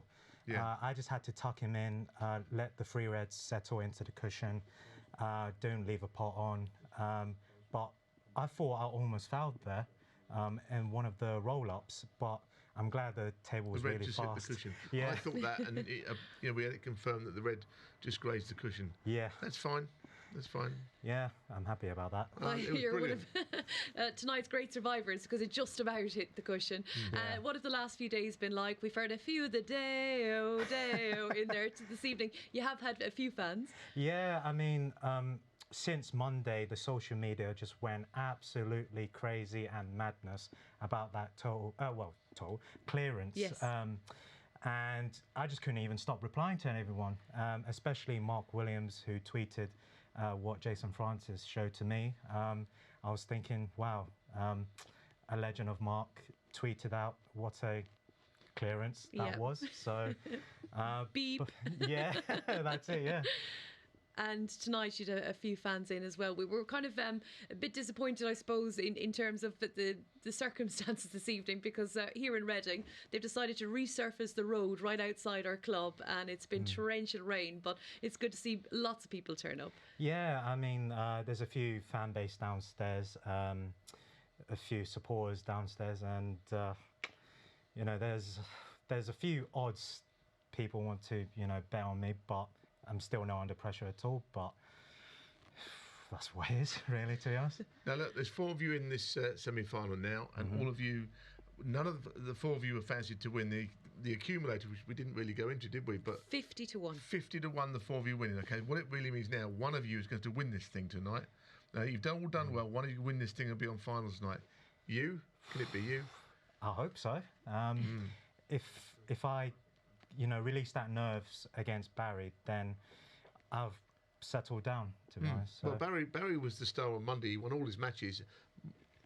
Mark has done for him. So forget that now. This is a new day. You got Tony Knowles next. Legend. Yeah, I practiced with him earlier on with safety battles. It did help me in this match. But now I have to do it all over again with his safeties. Knowles is nurturing the young talent. Now the young talent's going to beat him in the next round. Well, we will see. We will see. Stay tuned. We'll be seeing Marcus Deo a little bit later against Tony Knowles in the second semi-final. But our first semi-final here on finals night, week 1 of season 2 of the 900. It's Alex Melia from Spain, 13-8, up against Josh Thoman, top English amateur. He's odds on for this one, 4-9. So let's get to the table, to the players, and to the commentary team. Thanks, Rachel. What an evening so far. 4 outsiders. 4 outsiders in the semi-finals. Just goes to show you what this format can bring. Oh, what's happened here? It's all gone wrong straight away. He's knocked the brown off the spot. You can't believe what's happening tonight. Oh, so anyway, this I'm not sure who to pick now, and I don't want anybody to ask me any questions because it's all going Pete Tong. So nice break off from Josh, and he's probably favourite, Josh, in this match. I know he is by the book is, but I think he is as well. I think just Alex. Oh, some crowd there. Has he got any cover? Has he got any cover there? It's a racing expression when they say it's been a complete boil over tonight, and that's what's happened. All the favourites have been turned over. Unless you're one of these people that looks at outsiders, you'll be behind on the night. It's been tremendous.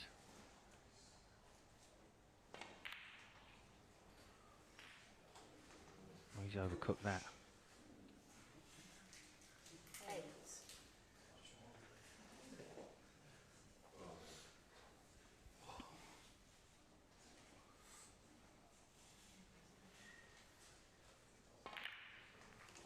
But you just now got the feeling that it could happen again now, haven't you? And you've seen the way the night's been going, because the 4 players, as I was saying there to Marcus, the 4 players have gone through. Now they think, hang on a minute, this could be me. I could win this thing tonight and be in Grand Finalist night. So it's a question of holding your nerves together. Any of them can win it now, I think. They've all got to be thinking that, yep. Totally agree. And I think that Alex played as well as anyone in the matches we've seen, quite honestly, because Nosey, I don't know how he won. He fell over the line. To be honest, Marcos didn't play like he can. They've all got through in their own way, and really, in a way, you could argue that Alex Melia has played the better of the 4, even though you wouldn't think that he would be favourite. Well, he won comfortably, didn't he? Whereas, I mean, I'm not even sure. Does he really still win that game? He was sitting there watching behind and ended up winning. I don't know how the yellow reached it. It's sort of, I think if there might have been an earth tremor somewhere further up the country, and it just saw that ball go in. Not the roadworks outside. Something happened, didn't it? It was going to stay with the pocket. Nosey would have been on his way back to Bolton, or no, back to Bowness. I've never seen him smile so much. And all the time, all he wanted to do is say, I was very unlucky the in-off I went. It rolled off, it was never in. Apparently the black he missed wasn't his fault either. He was watch clocking. Yeah. Or clock watching. Well, listen, nothing's ever his fault, is it, TK? It's brilliant to see him win. He's kidding. I'm kidding. He knows that. I don't know who's making these hot chocolates. They're not very hot, are they? They're not hot at all. I don't think I can drink that.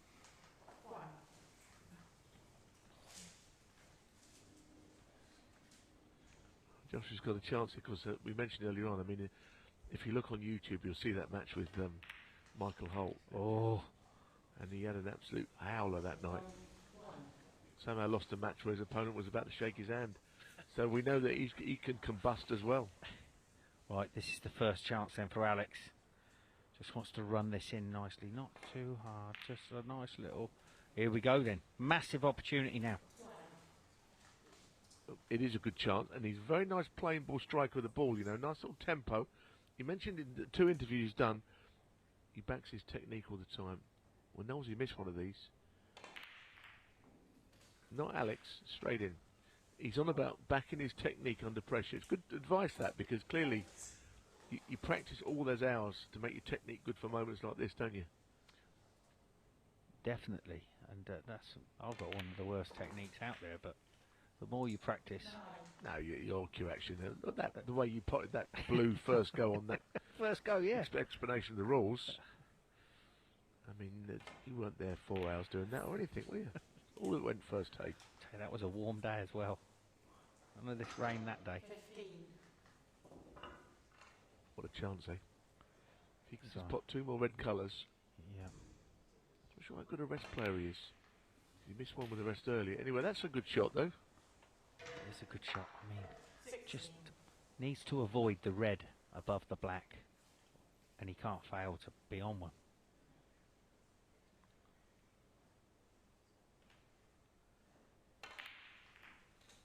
Oh, what have I just said there?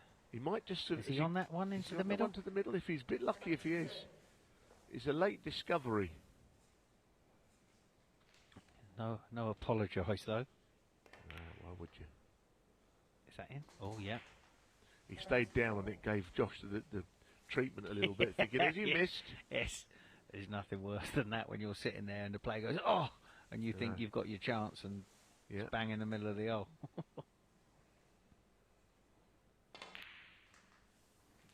But he's a nice playing ball striker. I like what he's doing here. There's less things that can go wrong. Fewer things of the mechanics that could go wrong the way that he's playing. He's just potting the ball. He's in a little bubble, isn't he? He's absolutely in a bubble here. I don't want to put the jinx on him because I've been known to do that. No, this has got to play the shot that he played at. Oh, he's rolling this through. Yeah, why not? Yeah, listen. It's like watching Steady Eddie Charlton all over again. Steady Eddie. This is what he plays like. He's playing ball. There's a lot to be said for that, all this flash side people put on. Oh, I just thought it was a little screw back for the red into the same pocket as the black. Well, he's doing it all right, isn't he? To be fair. Now he's on the blue. Does he really want to play the blue? Yes, I think. He's improving, isn't he, match by match? That's the other thing to say. And you look up at the clock and you realise there's absolutely an age left. 8.5 minutes. That's broke his heart. Oh. Wow. I mean, if that goes in, he's so far ahead. All of a sudden, Josh Stoneman's got chances now.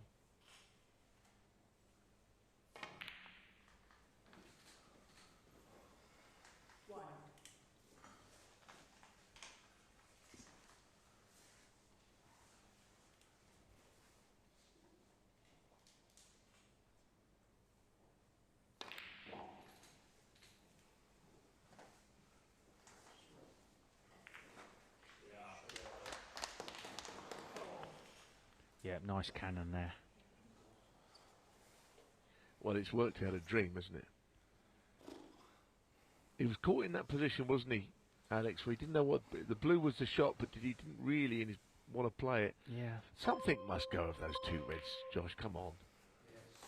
Looking at all things there, wasn't he? Yeah, but this is why I thought Alex should have played the black with a bit of screw back, because he'd have been high on the red there. But when he was rolling through like that, he was always going to be low on the next red, and then you're going up the table. Well, it's going to be this is going to be another thriller, isn't it? You just know. It's been what it's been tonight, isn't it? It's been carnage tonight, hasn't it? Let's be honest. There's carnage been gone on here tonight in Reading.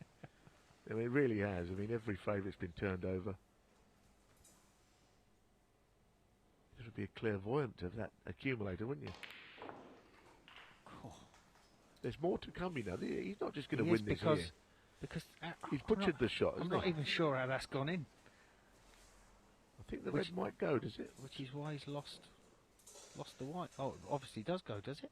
I think it does. Yeah, that does. Gone up though for lower value colour. Wondered if he could hold for the pink. Maybe not. And as a lefty, he can't reach this very easily. He's topping it through. Oh, with a bit of right hand as well.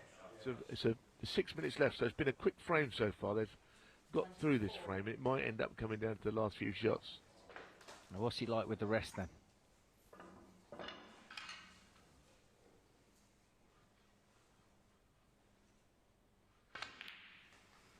Nice shot, to be fair.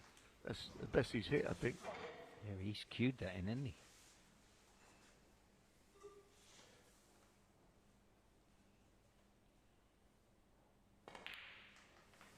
Now the roles are reversed. You know, he's in front. He'd like there not to be long left, but he'll realise, Josh, that there is a long time left.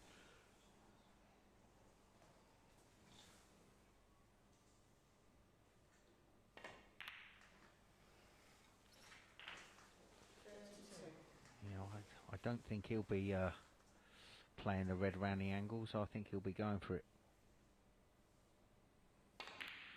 Oh, he will be playing it around the angles. Now he's on a wrong. He didn't have any angle. He didn't. He was too straight on it, wasn't he? Yeah. I mean, this is probably going to help his cause no end. Not like you could knock the yellow in and be unlucky there, couldn't you? That's where you've got to be careful.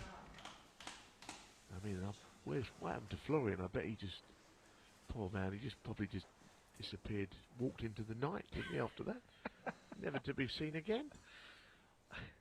He won't get very far out there because security's stopping you from going anywhere on that road. Yeah, that's right, yeah.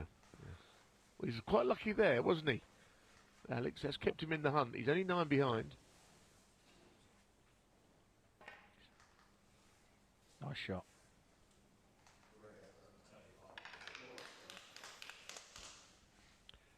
It's a little swerve, isn't it, I think? No, I don't think it's a big swerve. He might even be able to hit it. He's still going to be clattering into stuff unless he can hit it sort of. Yeah, that was. Oh, there you no. go. See you later, Spain. Well, probably 4 minutes though. I mean, I hear you. I think it's probably all done. But with 4 minutes left, you know, Josh has had his moments, hasn't he? Before he's had a few brain freeze, and he doesn't want another one. He wants to put all that behind him. Yeah, but he's put the cue ball in the right position there. Red, blue, yellow, and all the colours are on the spot. So just can't see there being a falter here. So is this the first favourite win of the night? Well, he hasn't won yet, you know, but it will be for sure. Yeah, I think if this goes in, you can officially say a favourites won. So it's just the green. But if you've been back in the favourites all night, to be honest, you'd be in a lot of trouble by now. Oh, hello. Oh, my word. Hello. Oh, my word. Well, that was the twitch. I didn't see that coming. There's a twitch to end all twitches. Right, what's he got? Well, he can still win. What's he got?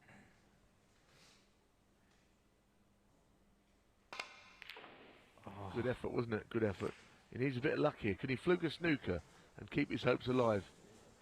Oh, yes. Well, he's certainly not left it on, so there's enough time left for these to be potted. This would go ahead of Knowles' win, I think, if this was turned around. Oh, look, what's going? Well, he's all over the place at the moment, has Josh. he even played a shot there? I mean, he's got away with it, but... Let me tell you, that green he's missed has thrown him completely. Yes, he might still win, but I don't think any pot would be easy now after that. I mean, he never even wobbled, did he? No. Oh. Reminds me of a guy called Lee Grant, you remember? Yeah, I remember Lee Grant, yeah. And he reckons he twitched so much on a shot in black to win the qualifiers, he dislocated his shoulder. That's what he said. And that was almost like that, wasn't it? I went to Australia with Lee Grant for the World Junior Championship. I think he won the Cockney Classic once. He did. Yeah. He used to come into the club and he could have a twitch occasionally, and that was one of them. But now I think that this is going to have to happen soon. He's going to have one more go, I think. A minute to clear up is possible. And yeah, if I was Josh now, I'd be running that clock down for a... Yes, he's going to have a how is look. this game still going, by the way? That's what he's thinking. How have I done what I've done? How have I missed the green? He's put himself under unnecessary stress. And some. Oh, What's he doing? He doesn't deserve to win, and yet he's going to, because He's walked all the way down here to have a look and then played that. I mean, he's put the pink safer as well. Yeah, he has had a result there. I mean, so that's done and dusted now. But oh my word, just take your 20 seconds again, Josh, because you're living life on the edge. Well, I think what you could do with, right, if you didn't, to just lie in a darkened room for 20 minutes before the final. I think he'll need to do something, won't he? Well, we will have about 20 minutes because we've got another semi-final. Exactly. Lie in a darkened room. He's all chirpy now. He wasn't too chirpy when he missed the green, was he? He wasn't chirping when he nearly went in off. Oh, that's done. Well, he wins in the end. Not without incident. Josh Thomond has got through. He's in tonight's final. And this is, of course, the first week. It's finals night of week 1. And Josh Thomond, he could win it. He's there. He doesn't know he's playing yet, but he's through. Well, it's been a very entertaining evening here at the 900. It's finals night. We knew it would be exciting, and we didn't think we'd see what we did see, though. All of the outsiders going on to win. First time I've actually been able to catch up with you two. We've had the winners in. We have got our first finalist in Josh Thomond, but Neil, what is going on here in Reading? I know, and to be honest, Alex lost that game, but he got in with a 39. It was a lovely measured break. Then he had that shot on the blue. He didn't really want to play. That was going down into the business end. Had the blue gone in, he's won. And then Josh, I mean, he did well to put himself in that position. Then he had a massive twitch on the green, and he fell over the line, didn't he? He didn't end as he wanted to. He's not gone in off as well after he's took his time, walked round the table, had a double kiss. Oh, it was just a complete meltdown. It was. But it's been a night full of shocks. We've had a few mini meltdowns, haven't we? I don't think we've come across head and shed just yet, but we finally did tonight, didn't we? I think so. I mean, Florian. I mean, he's had some ups and downs with his game. He's a lovely player, but I don't know how he lost to Knowlesy tonight. You know, that yellow just stayed on the lip and dropped in, and he was beat. And Knowlesy won it by default, really. Just standing there. Can I just very quickly read a few tweets, because it went a little bit bonkers, a bit wild actually after that Tony Knowles win. Hashtag the 900 if you do want to get involved. Alfie Burden enjoying the 900. How has TK won there? Michael Day, utterly bonkers. My words as well. And Janet, plot twist galore this week. This impossible TK wins, tops it so far. So there you go, all getting involved. You said in commentary there, Neil, that you needed maybe a clairvoyant to predict the matches tonight. Doris Stokes. Let's take a look at the pundit picks then. No. I know, I'm sorry, we have to do this. There you go. All the red lines. Neil went with Robin Hull, Jamie Curtis Barrett, the shirt with Robin Hull, Florian Nusla. I mean, it's disappointment. We talked about the international lineup tonight. We had Finland, Spain, Austria. Brilliant to see these guys come over and compete, but sadly they're not here anymore, and we've got one man through. We'll have another man through shortly. Just to very quickly on the pros picks. I mean, I think we know what's going to be on this. A lot of red lines. I think Lee and I are pleased now that this has come up, because now look at these. They're supposed to know the game, and they've gone the same way. We've all gone the same way. We've all been turned over. And look, it's like the Grand National betting, but 1 year, 100 to 1 shot, Mon won the Grand National. Favourites don't always win, and tonight is a prime example of that, isn't it? Indeed, and it is getting late. It's actually cocoa time here, officially cocoa time, for me anyway, but where's your cocoa? Well, actually, they're just being sent in because Mariah Carey alongside me here, the diva, decided that they weren't warm enough for him, and apparently they've been stirred anti-clockwise. He likes the other way around. I know he does it. Yeah. I'm still looking for the flowers in my dressing room, but I can't see them anyway. Yeah, I think a pair of divas I have here every week. Right, there you can see the odds for the next match, the semi-final with Tony Knowles 13 to 10, Marcus Dow 4 to 7. That's going to be coming up soon. We'll also be doing the draw for week 2 of season 2 in a little while. So let's just bring you up to date on the players that will be entering the fray next week. We've got 3 former champions, world champions in Joe Johnson, On Yi. Lee Walker will be joining us on Tuesday. He, of course, is a seniors champion. Ben Hancorn was in the final last year.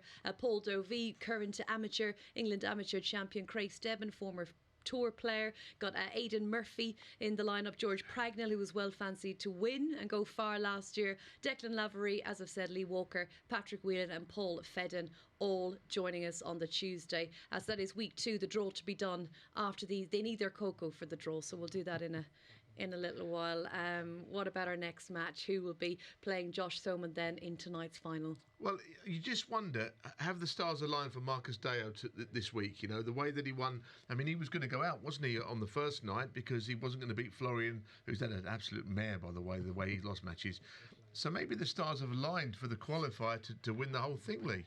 I don't think I want to talk about it anymore. I can't wait. I know, but I want to see. I want to get it on the go.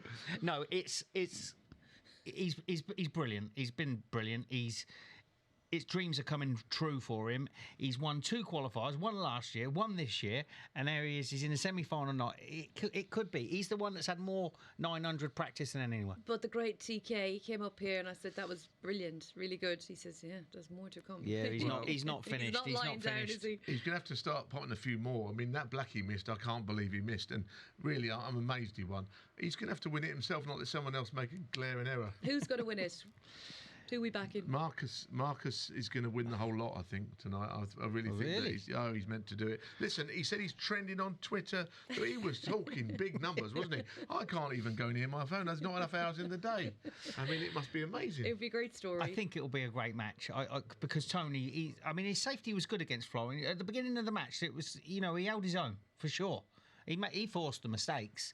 So, I'm going to go for my doubles partner. All right. Fair dues. Finally, we got there. Hashtag the 900 if you're staying up late tonight. It's great to have your company. And let's bring on our second semi-final then of the evening. Tony Knowles 13 to 10 up against Marcus Deo, the local hero. He's 4 to 7. Yes, thank you, Rachel. And then we have our second semi-final of tonight between Marcus Deo and Tony Knowles. What a game we got on our hands now.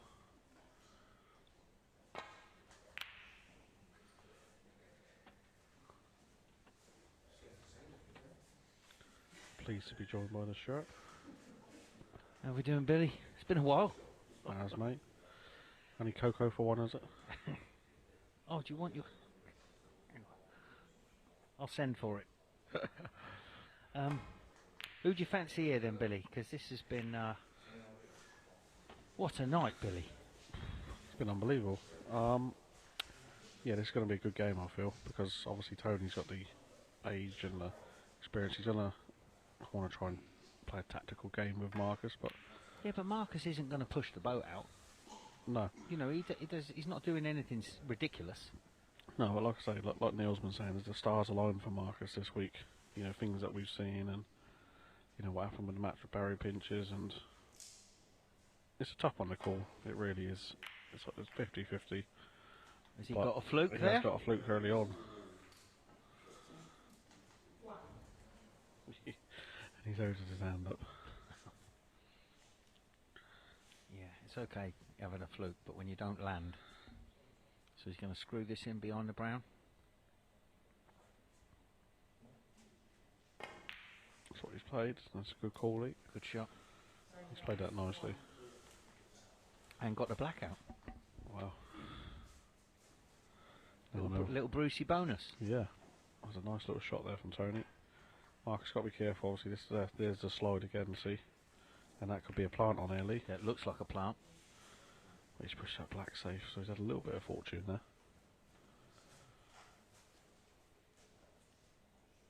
So he's topping this through, by the looks of it. Oh, he's played it as top spin over right hand side there, Lee. Left hand. Sorry, left hand, top left there, and he's pushed it around the angles. That's a lovely shot. Great shot. So, do you think you smash into the pack here? Yeah, You would. I mean, most young attacking players are going straight into the pink. Be careful that. Oh, he's forgot the blue and he's put the red in. Oh, Tony. Yeah, he's missed a few sitters tonight, hasn't he? I was surprised though that he's not gone into the pack there. I'm not exactly sure what he's played.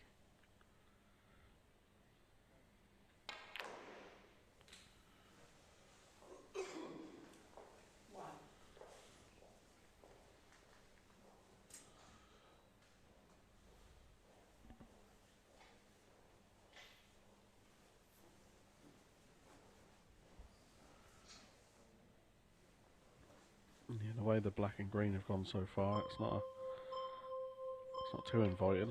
Yeah, and now the yellows looks like it's going to go on a cushion. Okay, that stayed over the pocket. So blue's still potable, Billy.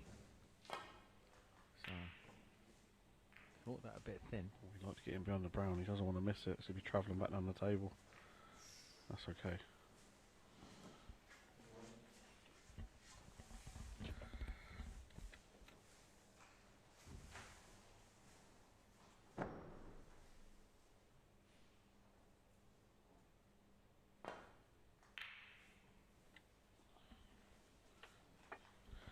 Yeah, this is be a little tactical game early on, I believe, between these two. You know, Marcus made a nice little shot there, so Tony's got to be careful if he plays this red fin, he doesn't go in off. And that's why he's decided to play the screw back on the red.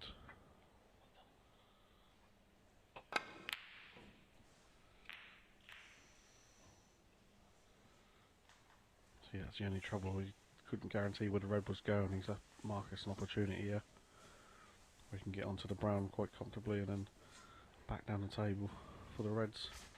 And he'd like to get the blue on the spot as soon as he can. Horrible looking table though, Billy. It's not inviting Lee, is it? Not at all. He just likes, you know. He'd like to get the brown, another red, then a blue, then a yellow. Just try and get it looking. It's going to be tough here because it's a little bit straight on one camera angle we got here. So he's got to force this white and now a bit of side on it. He's almost played it too good. But he might have a red to the middle. I don't know what middle I'm looking at, Lee. I don't know, there's a big yellow ball in the pocket. I don't know what middle I'm looking at all. I've just looked at the middle and there's a yellow over it. Oh, it's a nice pot. I tell you, does the blue go? I don't think it does. He's having a look. It's tight. It's very tight. Wow, it yeah, does go. It looks like he's going to go. This is a Brucey bonus.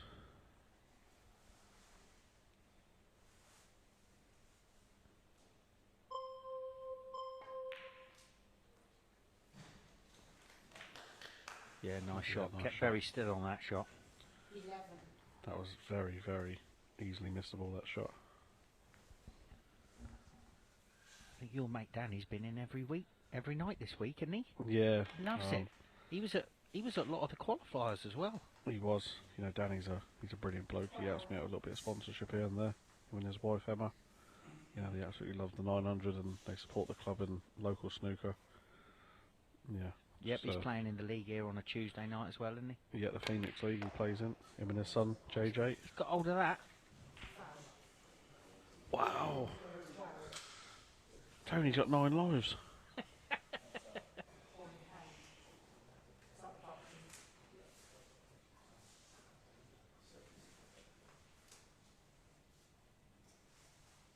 Right, so. You know, I could be tempted to go low on this red and smash right through the pack, Lee. You know the yellow's there. Yeah. I've been tempted to play that shot. Not a bad call.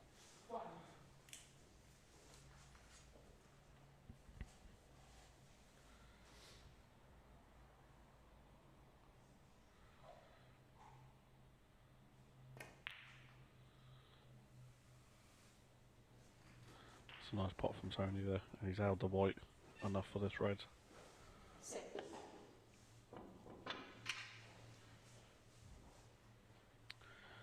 know, obviously Josh Thomas is in the other final league in the other half, but at the start of the week, there have been no one picking any of these to win it this week at all. No, that's I did say Marcus would cause an upset here and there, but you did. I didn't mean it as he's going to go on, and if he did win it tonight, by all means, I thought he's a bit of a banana skin in the draw. Yeah. Oh. That's ball in hand. It's ball in hand. He's not happy. Tony's not happy at all. Why is he not putting the white? Why is he not playing the red into the middle, Billy? What's he doing? He's close to fouling as well.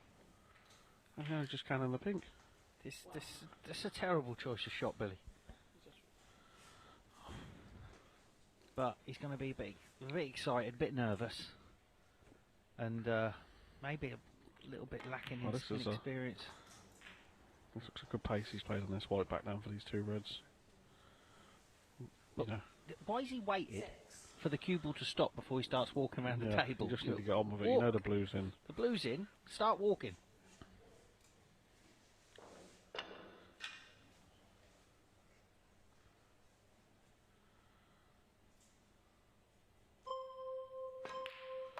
Great shot. Yeah, you get that.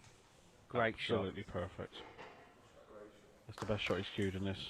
He's absolutely perfect on the blue. You just got to drop it in, Marcus, for the red there. Yeah, still 6 minutes left. He doesn't need to run down the clock too much yet.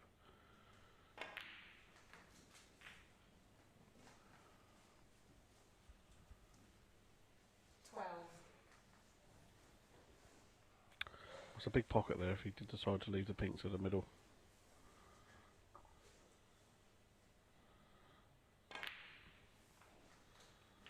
Well, he might be thinking that the red's a big pocket off the yellow as well. Yeah, that's what I'm thinking.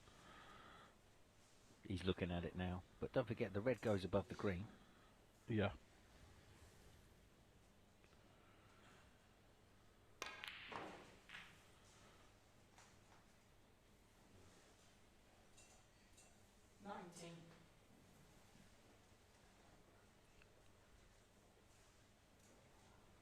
So should he be playing it? Yeah, he's looked at it and it's a big pocket, isn't it?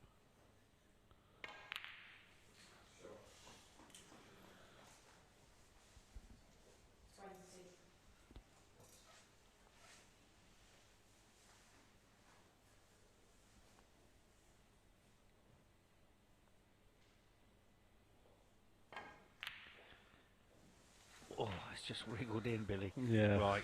Good safety shot now. Yeah, he's took a good few points here. He's got a 29-point lead. Where the balls are. Just under tough. 5 minutes. Just under 5 minutes. He's got to stun this red around the angles. Oh, he's left a red. And he's brought another red out. What a disastrous shot. He had to clip off the red. Clip off the red onto the black. Oh, he's been lucky he's not left this one. Oh, he's behind the brown though, Lee. This is going to be on the brown. Bit more pace. Oh. Cool, he's a little bit lucky there, Billy. He's got fortunate there, very fortunate.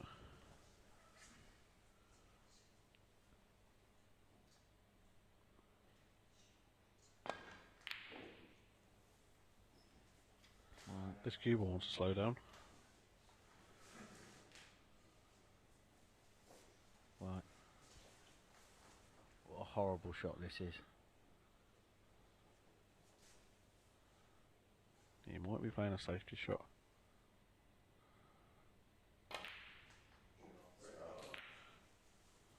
Okay. He's got the yellow, but he's put the pink safe as well, Lee.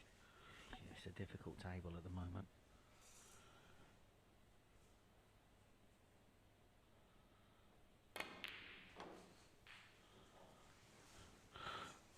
Cue ball to slow up. He wouldn't have been happy if Mark would have caught a fellow on there if his watch would have touched the pink. Now, do you fancy stunning this onto the top of the green and pop the black and then the red? You know, has he got the angle for that? He has. Oh, he's unlucky there. Just thinking here, get the pink off the cushion and get the cover with the pink on the red. Yeah, I know what you're saying, yeah. So just like a very soft double. Just a little soft double. Hit it full in the face, just Yeah. softly. He's just going to see it now, hopefully. That's it, Tony. That's the shot. Oh, he's just hit it too much. I know. Why is he not seeing it straight away? Yeah, he hit it too hard now. Come on, Tony. He's going to be wakey. He's going to be a bit of trouble here after this next shot. This is a late night for Tony at his age. Yeah.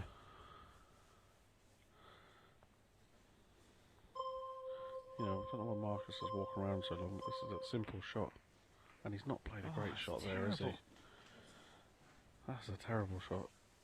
You know, you see it straight away, that shot, don't you? Well, you should. You know, Tony don't want to play.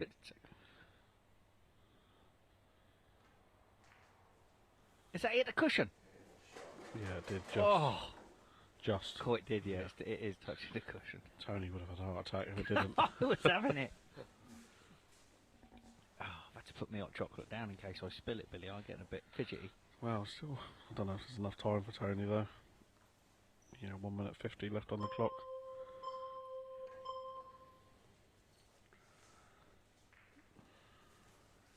Well, he's going to be snookered behind a black ear. What's... Hit it, Tony. You won't be happy with that. I mean, that could be the biggest butcher of the evening.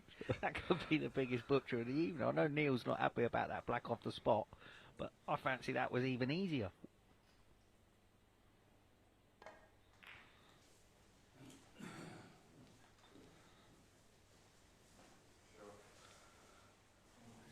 You have one last go at this. You have to hurry up.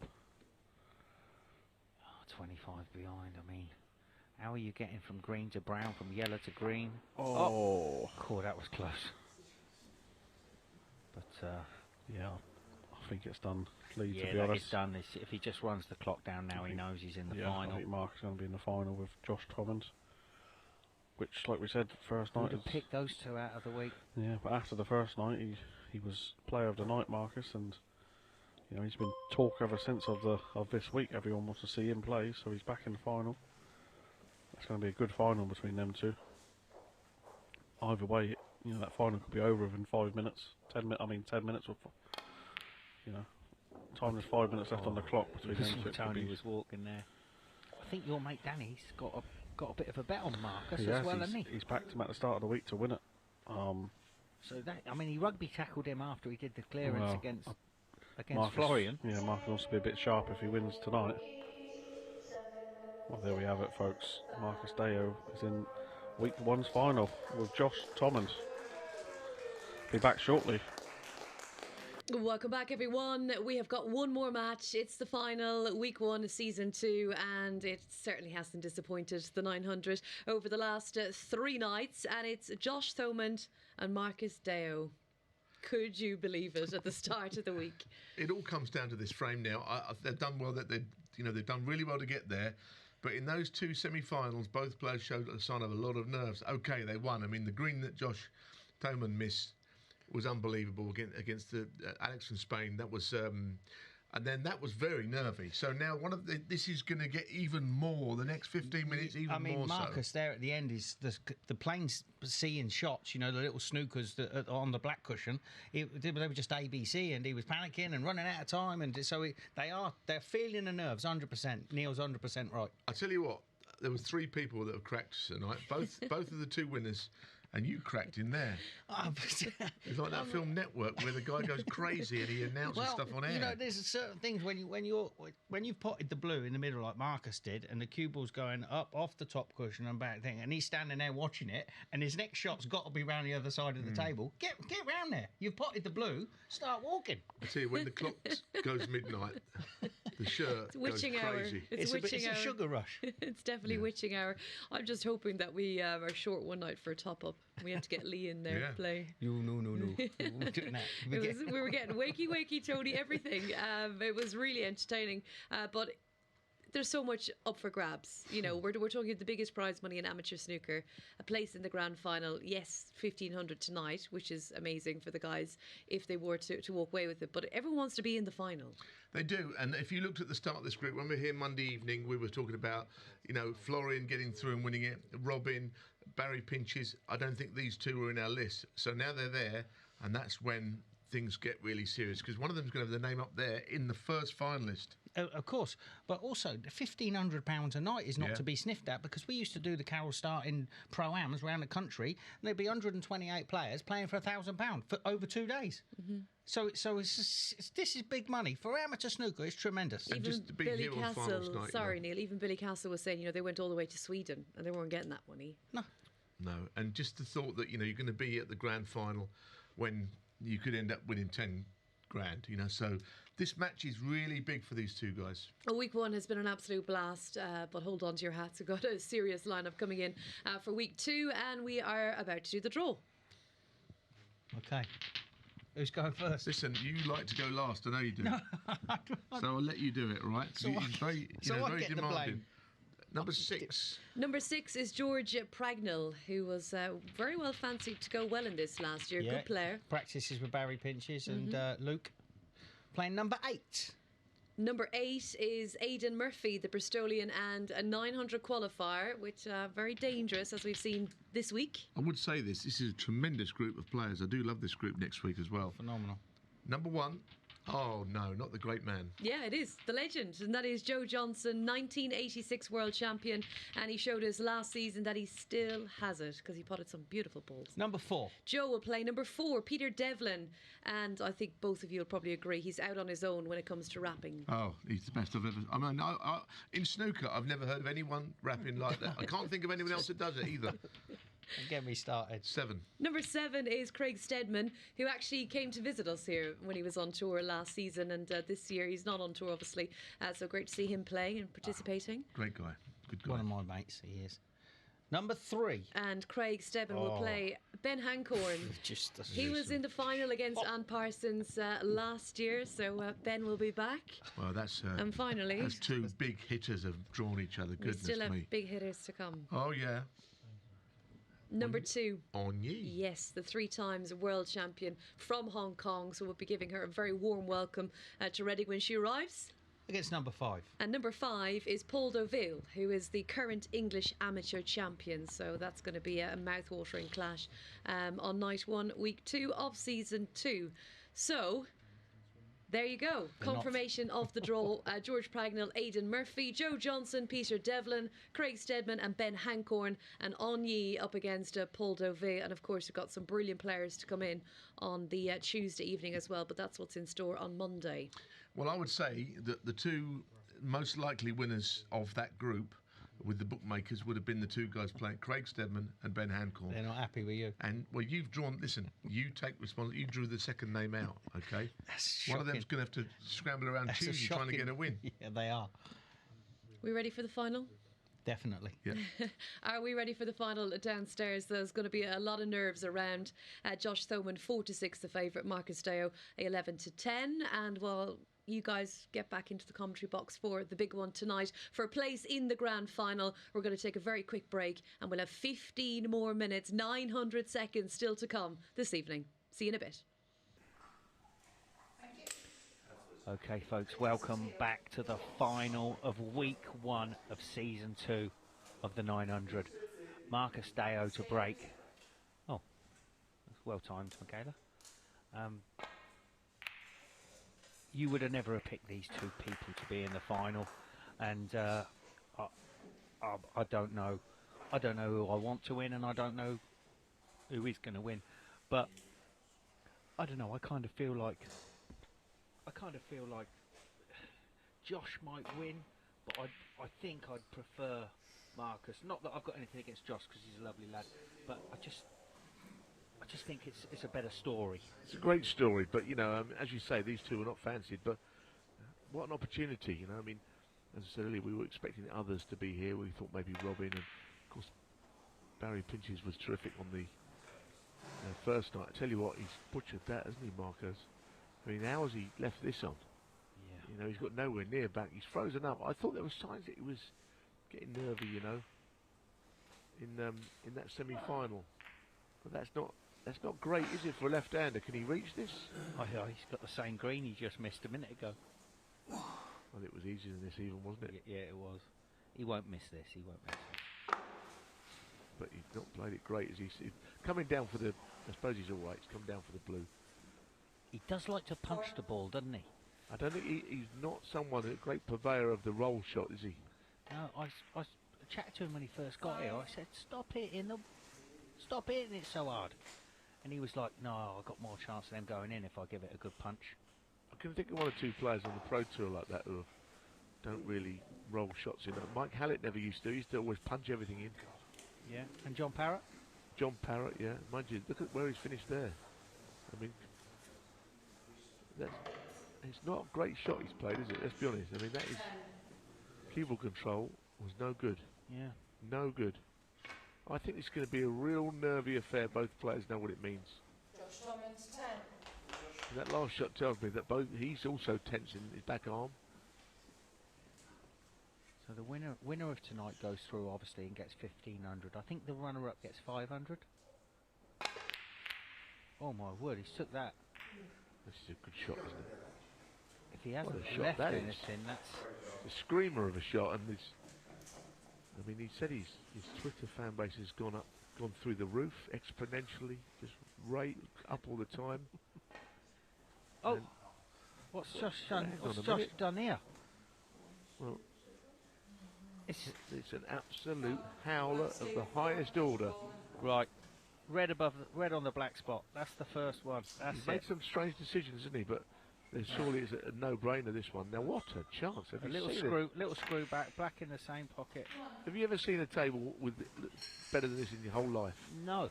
The balls are not just even when everywhere. I've been practicing on my own. No.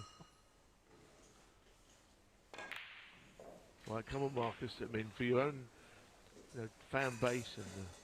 Tell me he hasn't hampered himself there. No, I think he's not played a great shot, if I'm honest. I mean, how is he? He's getting very nervous. Yeah, and he seems to be real quick all of a sudden. See, what it is this game, you're much better when you're loose-limbed, you know, and you just... What a shot that is. Yeah, you know, when you're holding the cue gently and you're not gripping it too tightly. But when the pressure's on, why people miss, it's not just in the mind, it's the body tenses up. Yep. Now, Marco's just got to make sure it doesn't happen here. He's done brilliantly. At the moment, he's just finding the slight problem. Now, does the red 14. go to the left corner, and could he get around the pink from it? As he looked at that. He has now. Pink to the middle. Black doesn't go. Don't worry about the black. Occupy the table. Stay there. I like the way he does his little Nadal thing with the glasses. Oh, he's overcooked it. Well, Nadal doesn't even wear glasses. I know, but you know how he does. He puts the sweat, the hair over each ear, wipes the sweat. You know, pulls his shorts about, and then Marcus Deo, quick fiddle of the glasses. He's not made much of this chance, though, has he? Because I mean, really. No, he's. You know, he was always out of position there. And the balls couldn't have been better. So he's missed out on that a little bit. He's in front by a few, but he's missed the boat a little bit there, I think. No, just even after the first red, you know, and he screws back like 2 foot, where he just needed a couple of inches. Keep it all close and tight. I mean, What a result he's had there. I can't believe that. He could have gone off again there. He could push this bottom red to the side cushion here, you know. He's taking a risk going up the table. That's all right, though. That's all right.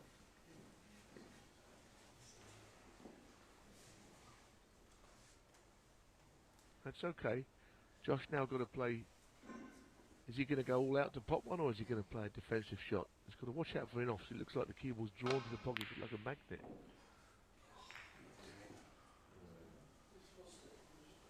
Well, he's... Now here's the big shot. Don't play the... I mean, you can't get to the red over the pocket, but if he can stun that red into the left corner up on the blue, then he's absolutely away. This is it. Don't overhit it. Just a nice little...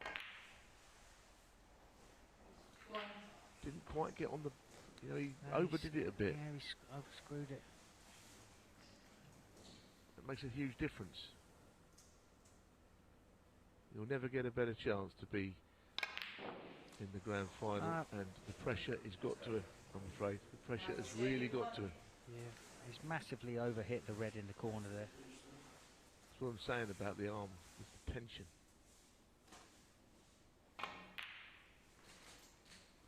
Well, that's not great either, is it? It's a twitch fest, isn't it? We're saying that as former players who've been there, so don't anyone think that we don't know what it feels like. We do. This is a nice shot.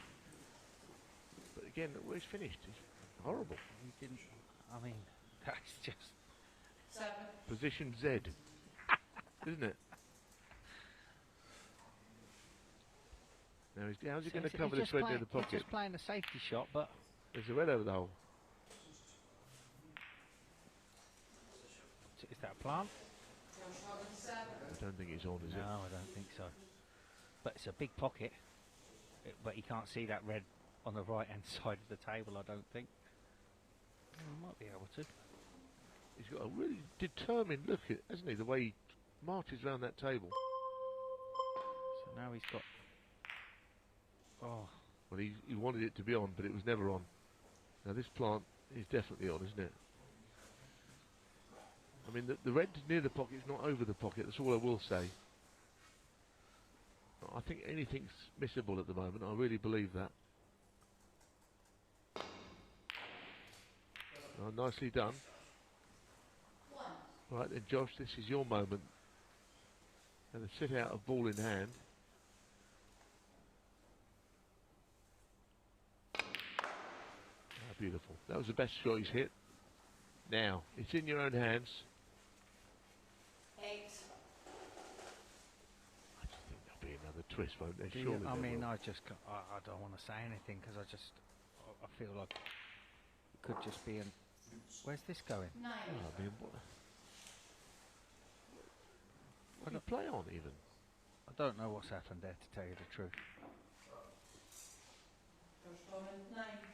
He's played a good shot there as it happens, That's a but good shot. it's still second prize to just potting all the balls, isn't it? I know his mum Dawn's watching. Yeah, that's right. I think he said his missus is watching as well, isn't he? Yep. They'll be feeling it. He's played a good shot there, though, girls. And that's a foul. He's looking like a massive favourite now. Yeah, and you know what? Mark has had a brilliant 3 days, but he's absolutely fallen to pieces, isn't he? Here, yeah, great chance. Well, we had 2 good chances in the balls there. What's happened? What's happened there?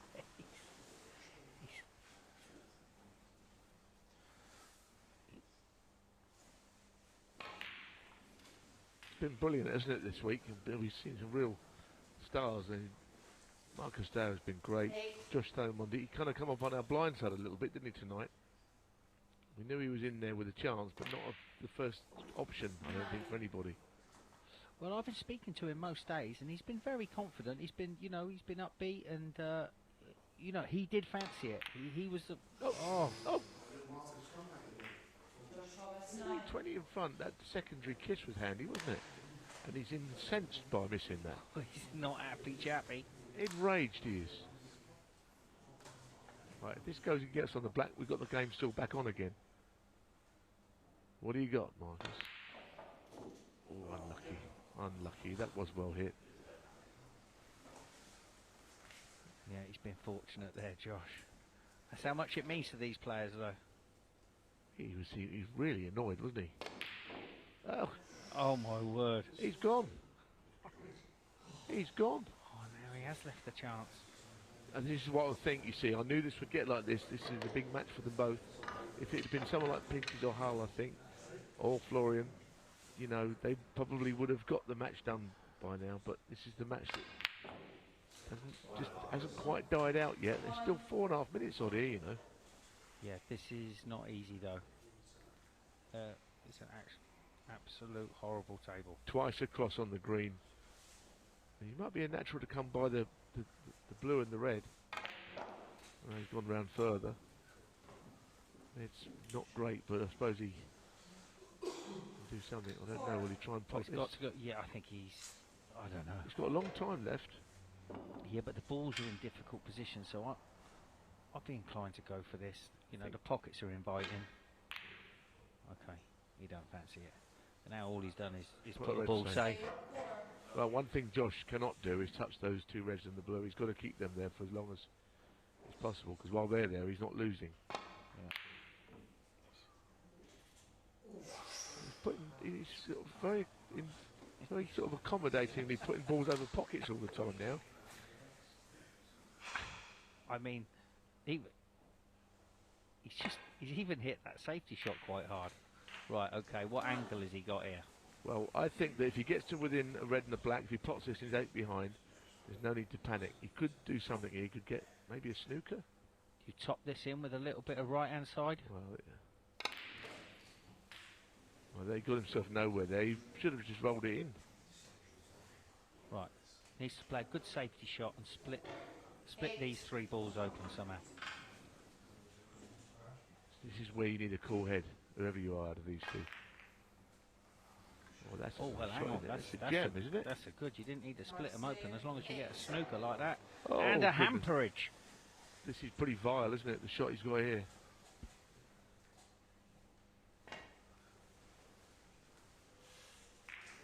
Played it well. Oh, he's had a result there with the double kiss. The double kiss. Otherwise, he'd have been on the red, I think. Yeah. I'm not sure he played the right shot here. Why did he play that shot for? I don't know. Well, he's been a bit lucky, I think, because, okay, this could go in, but if it doesn't, red, black and rule square, mate, wouldn't it be great? I mean, a blue ball finish in the group, that would be mind-blowing. You're dreaming. Be mind-blowing. He does love a long pot. He does. It's the short ones he's struggling with. What do you do here? Put a ball on the cushion? I think I'd kill the black and try and get the blue safe as well. Sand and cement treatment, I think, time for. She's going for the snooker. I mean, he's not played that, has he? How's your Donald? Unbelievable. He's got to hit this. Ball in hand could spell the end. I don't know how he's done it, Josh Stoneman, but I think he's on the brink of winning this. Well, you're definitely going to take your 20 seconds now. He got lucky, didn't he? The double kiss snooker is not how he meant things to go. Surely he can't throw this away. Like that shootout match where he managed to lose. He's not going to let that lie. Not really, because I've never seen anything the like of it before or since. Fair play to him, though. He played the better of the two, you know, and this night of all kinds of shocks, he has not lost his matches, so you can't argue with that, can you?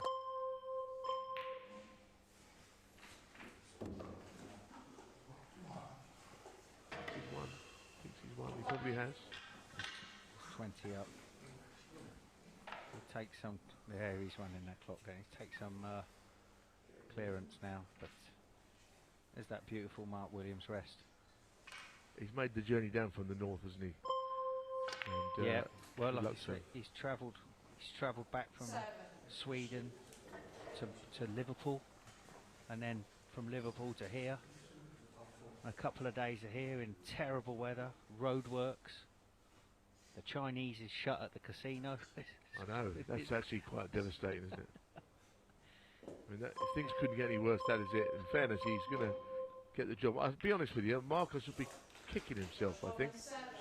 He'd be so annoyed that he hasn't won, because he got in first, didn't he, with that chance. Not happening for Marcus. Good luck to him. What a nice moment, the two of them there. And the worthy winner is Josh Beaumont. And he's had a few reversals in the past, but this is his win. And how pleased is he? Well, why wouldn't you be? He's the first man in the Grand Finals in November. Josh Beaumont, well played, my friend. Well, it's been thrills and spills. Final tonight, week 1 of season 2 of the 900, and we have got our champion in the studio, Josh Thoman. Congratulations, Josh. Gosh, thank you very much. We were sweating that one out with you guys. It was a real nervy affair. Yeah. a bag of nerves. I don't even know what to say. I'm very rarely speechless, but I am a little bit. And you're in the grand final, which is massive for amateur players. It's a big pot, of course, £10,000. You've won 1,500 tonight, so huge. You're not meant to tell them that. I can't tell my girlfriend. No one's listening. Your girlfriend Lauren is tuning in, and I believe you're a year together, so it's a special anniversary. Yeah, happy anniversary, sorry. There you go, happy anniversary. And your mum Dawn is also tuning in. You're going to take Lauren out tomorrow? Yeah. And everybody said before when I mentioned a few people, they was like, what about the pool lads watching you and this and that? So everybody watching, cheers. I think at £1,500 you can get a nice meal for that somewhere. Yeah, beautiful. Yeah. Beautiful meal, the full taster menu, drop of wine. No, we're going to Ireland and costing a fortune, so I'll go to that. Folsey's already spent it in his head. In all seriousness, though, it is big prize money, and to be part of the grand final, it's going to be an epic night. You're going to be the first player on the wall. Yeah, and obviously the grand final brings even more money, some more pressure. Cheers, Jason. Thanks for putting it on. That's Jason Francis, of course, who's organised this 900 season 2. We're back. And for you, what were your expectations coming into this week? I joked with everybody all week that nobody can beat me. But I was actually thinking that just win a game. To be honest, it's tough, isn't it? It's literally a coin toss. So. Yeah, and you win the game on night one, it means you're here tonight. The longer you're in the tournament, the more your chances are. And to be honest, that we saw a few favourites get beaten tonight. You never got beaten in your game. You had your win against Michael Judge. So, while everyone else, it fell apart, your position in the draw remained sound, and that's the thing. Yeah, honestly, I think I hit the ball all right. I think a few, brain freezes, but it's to be expected. But I think I hit the ball all right. I think I potted loads of long ones and. It's got me out of trouble, really. Yeah, potted some great balls. You can't get through the 900 without a few brain freezes and head and shed moments, and that's why we love it so much. And do you go back to work tomorrow? So, I've got to actually go in the office tomorrow. I'm meant to be in on a Wednesday, but I said, well, I kind of can't, so can I come in on Thursday? So, I'm back in tomorrow. What do you do when you're not potting long, screaming reds in? I work in accounts for British Cycling. So it's good. I've been there nearly 10 years now. Okay. But I've got to travel back now to Manchester. And you've been from Sweden to Manchester to Reading. You've been around the world. I need a week off. Well, you're going back to work tomorrow and you're going out with Lauren, your lovely girlfriend, tomorrow evening. Congratulations. Thank you. Well deserved. Thank We've you really enjoyed watching you. Cheers, well played to Josh Thomond. And if you've just tuned in, you're up late. You missed a lot of fun, a lot of drama. Here's how week 1 of season 2 played out. For finals night, it's Josh Thomond champion. So let's reflect on the victories. We had a few upsets. Robin Hull from Finland lost out to Alex Melia from Spain in our first match of the night. Josh Thomond got the better of Michael Judge, our champion, of course, Josh. Tony Knowles beat Florian Nuslet. Really bad luck for Florian. It was great to see him over from Austria. Safe journey to the guys heading back. And, of course, Marcus Deo knocking out Barry Pinches. And our semi-finals, it was Josh and Marcus, and then the final, of course, Josh and Marcus Deo. Incredible stuff, wasn't it? Well, we've made a lot of Marcus, and he had his chance to win it, but the two other players who have been great to see this week, I hadn't met Florian Nuslet, really enjoyed his company. He's been unlucky twice. The Marcus clearance, and he couldn't lose to Knowles. He's potted the blue, and the yellows toppled in the last seconds. Incredible. So I liked him, and the guy from Spain, I enjoyed seeing, Alex Milos as well. Wasn't that great? So they didn't win, but wasn't it great to meet these guys this week? Well, it was an international lineup, wasn't it? And that's just the strength of this event. That we're going to be seeing the champions, 15 countries represented for season 2. What was your highlight this week? I suppose Josh winning it, because he said to me all week, I know he can beat me. I know he's just said that, and he's only joking, but he's a nice lad, and he's right. He's potted a load of long ones, and I think that's what's kept him in it.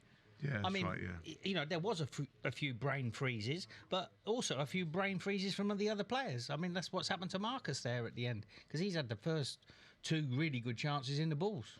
Yeah, also, these guys got to go back to work as well, and that's something. Okay, it sounded like he's like chief executive of a bank or something. He's probably got millions, but actually, but you know what I mean is people have honest day's works to go to. That you think that a lot of these guys, there's some people off the tour now who have only ever known snooker, and snooker's still their job. Yep. You got someone like Josh now; he's going back to work, and so snooker's what he loves to be good at, and he's played on the TV.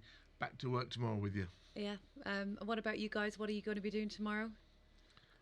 Well, I mean, it's been a Bottle of grueling- Kraken.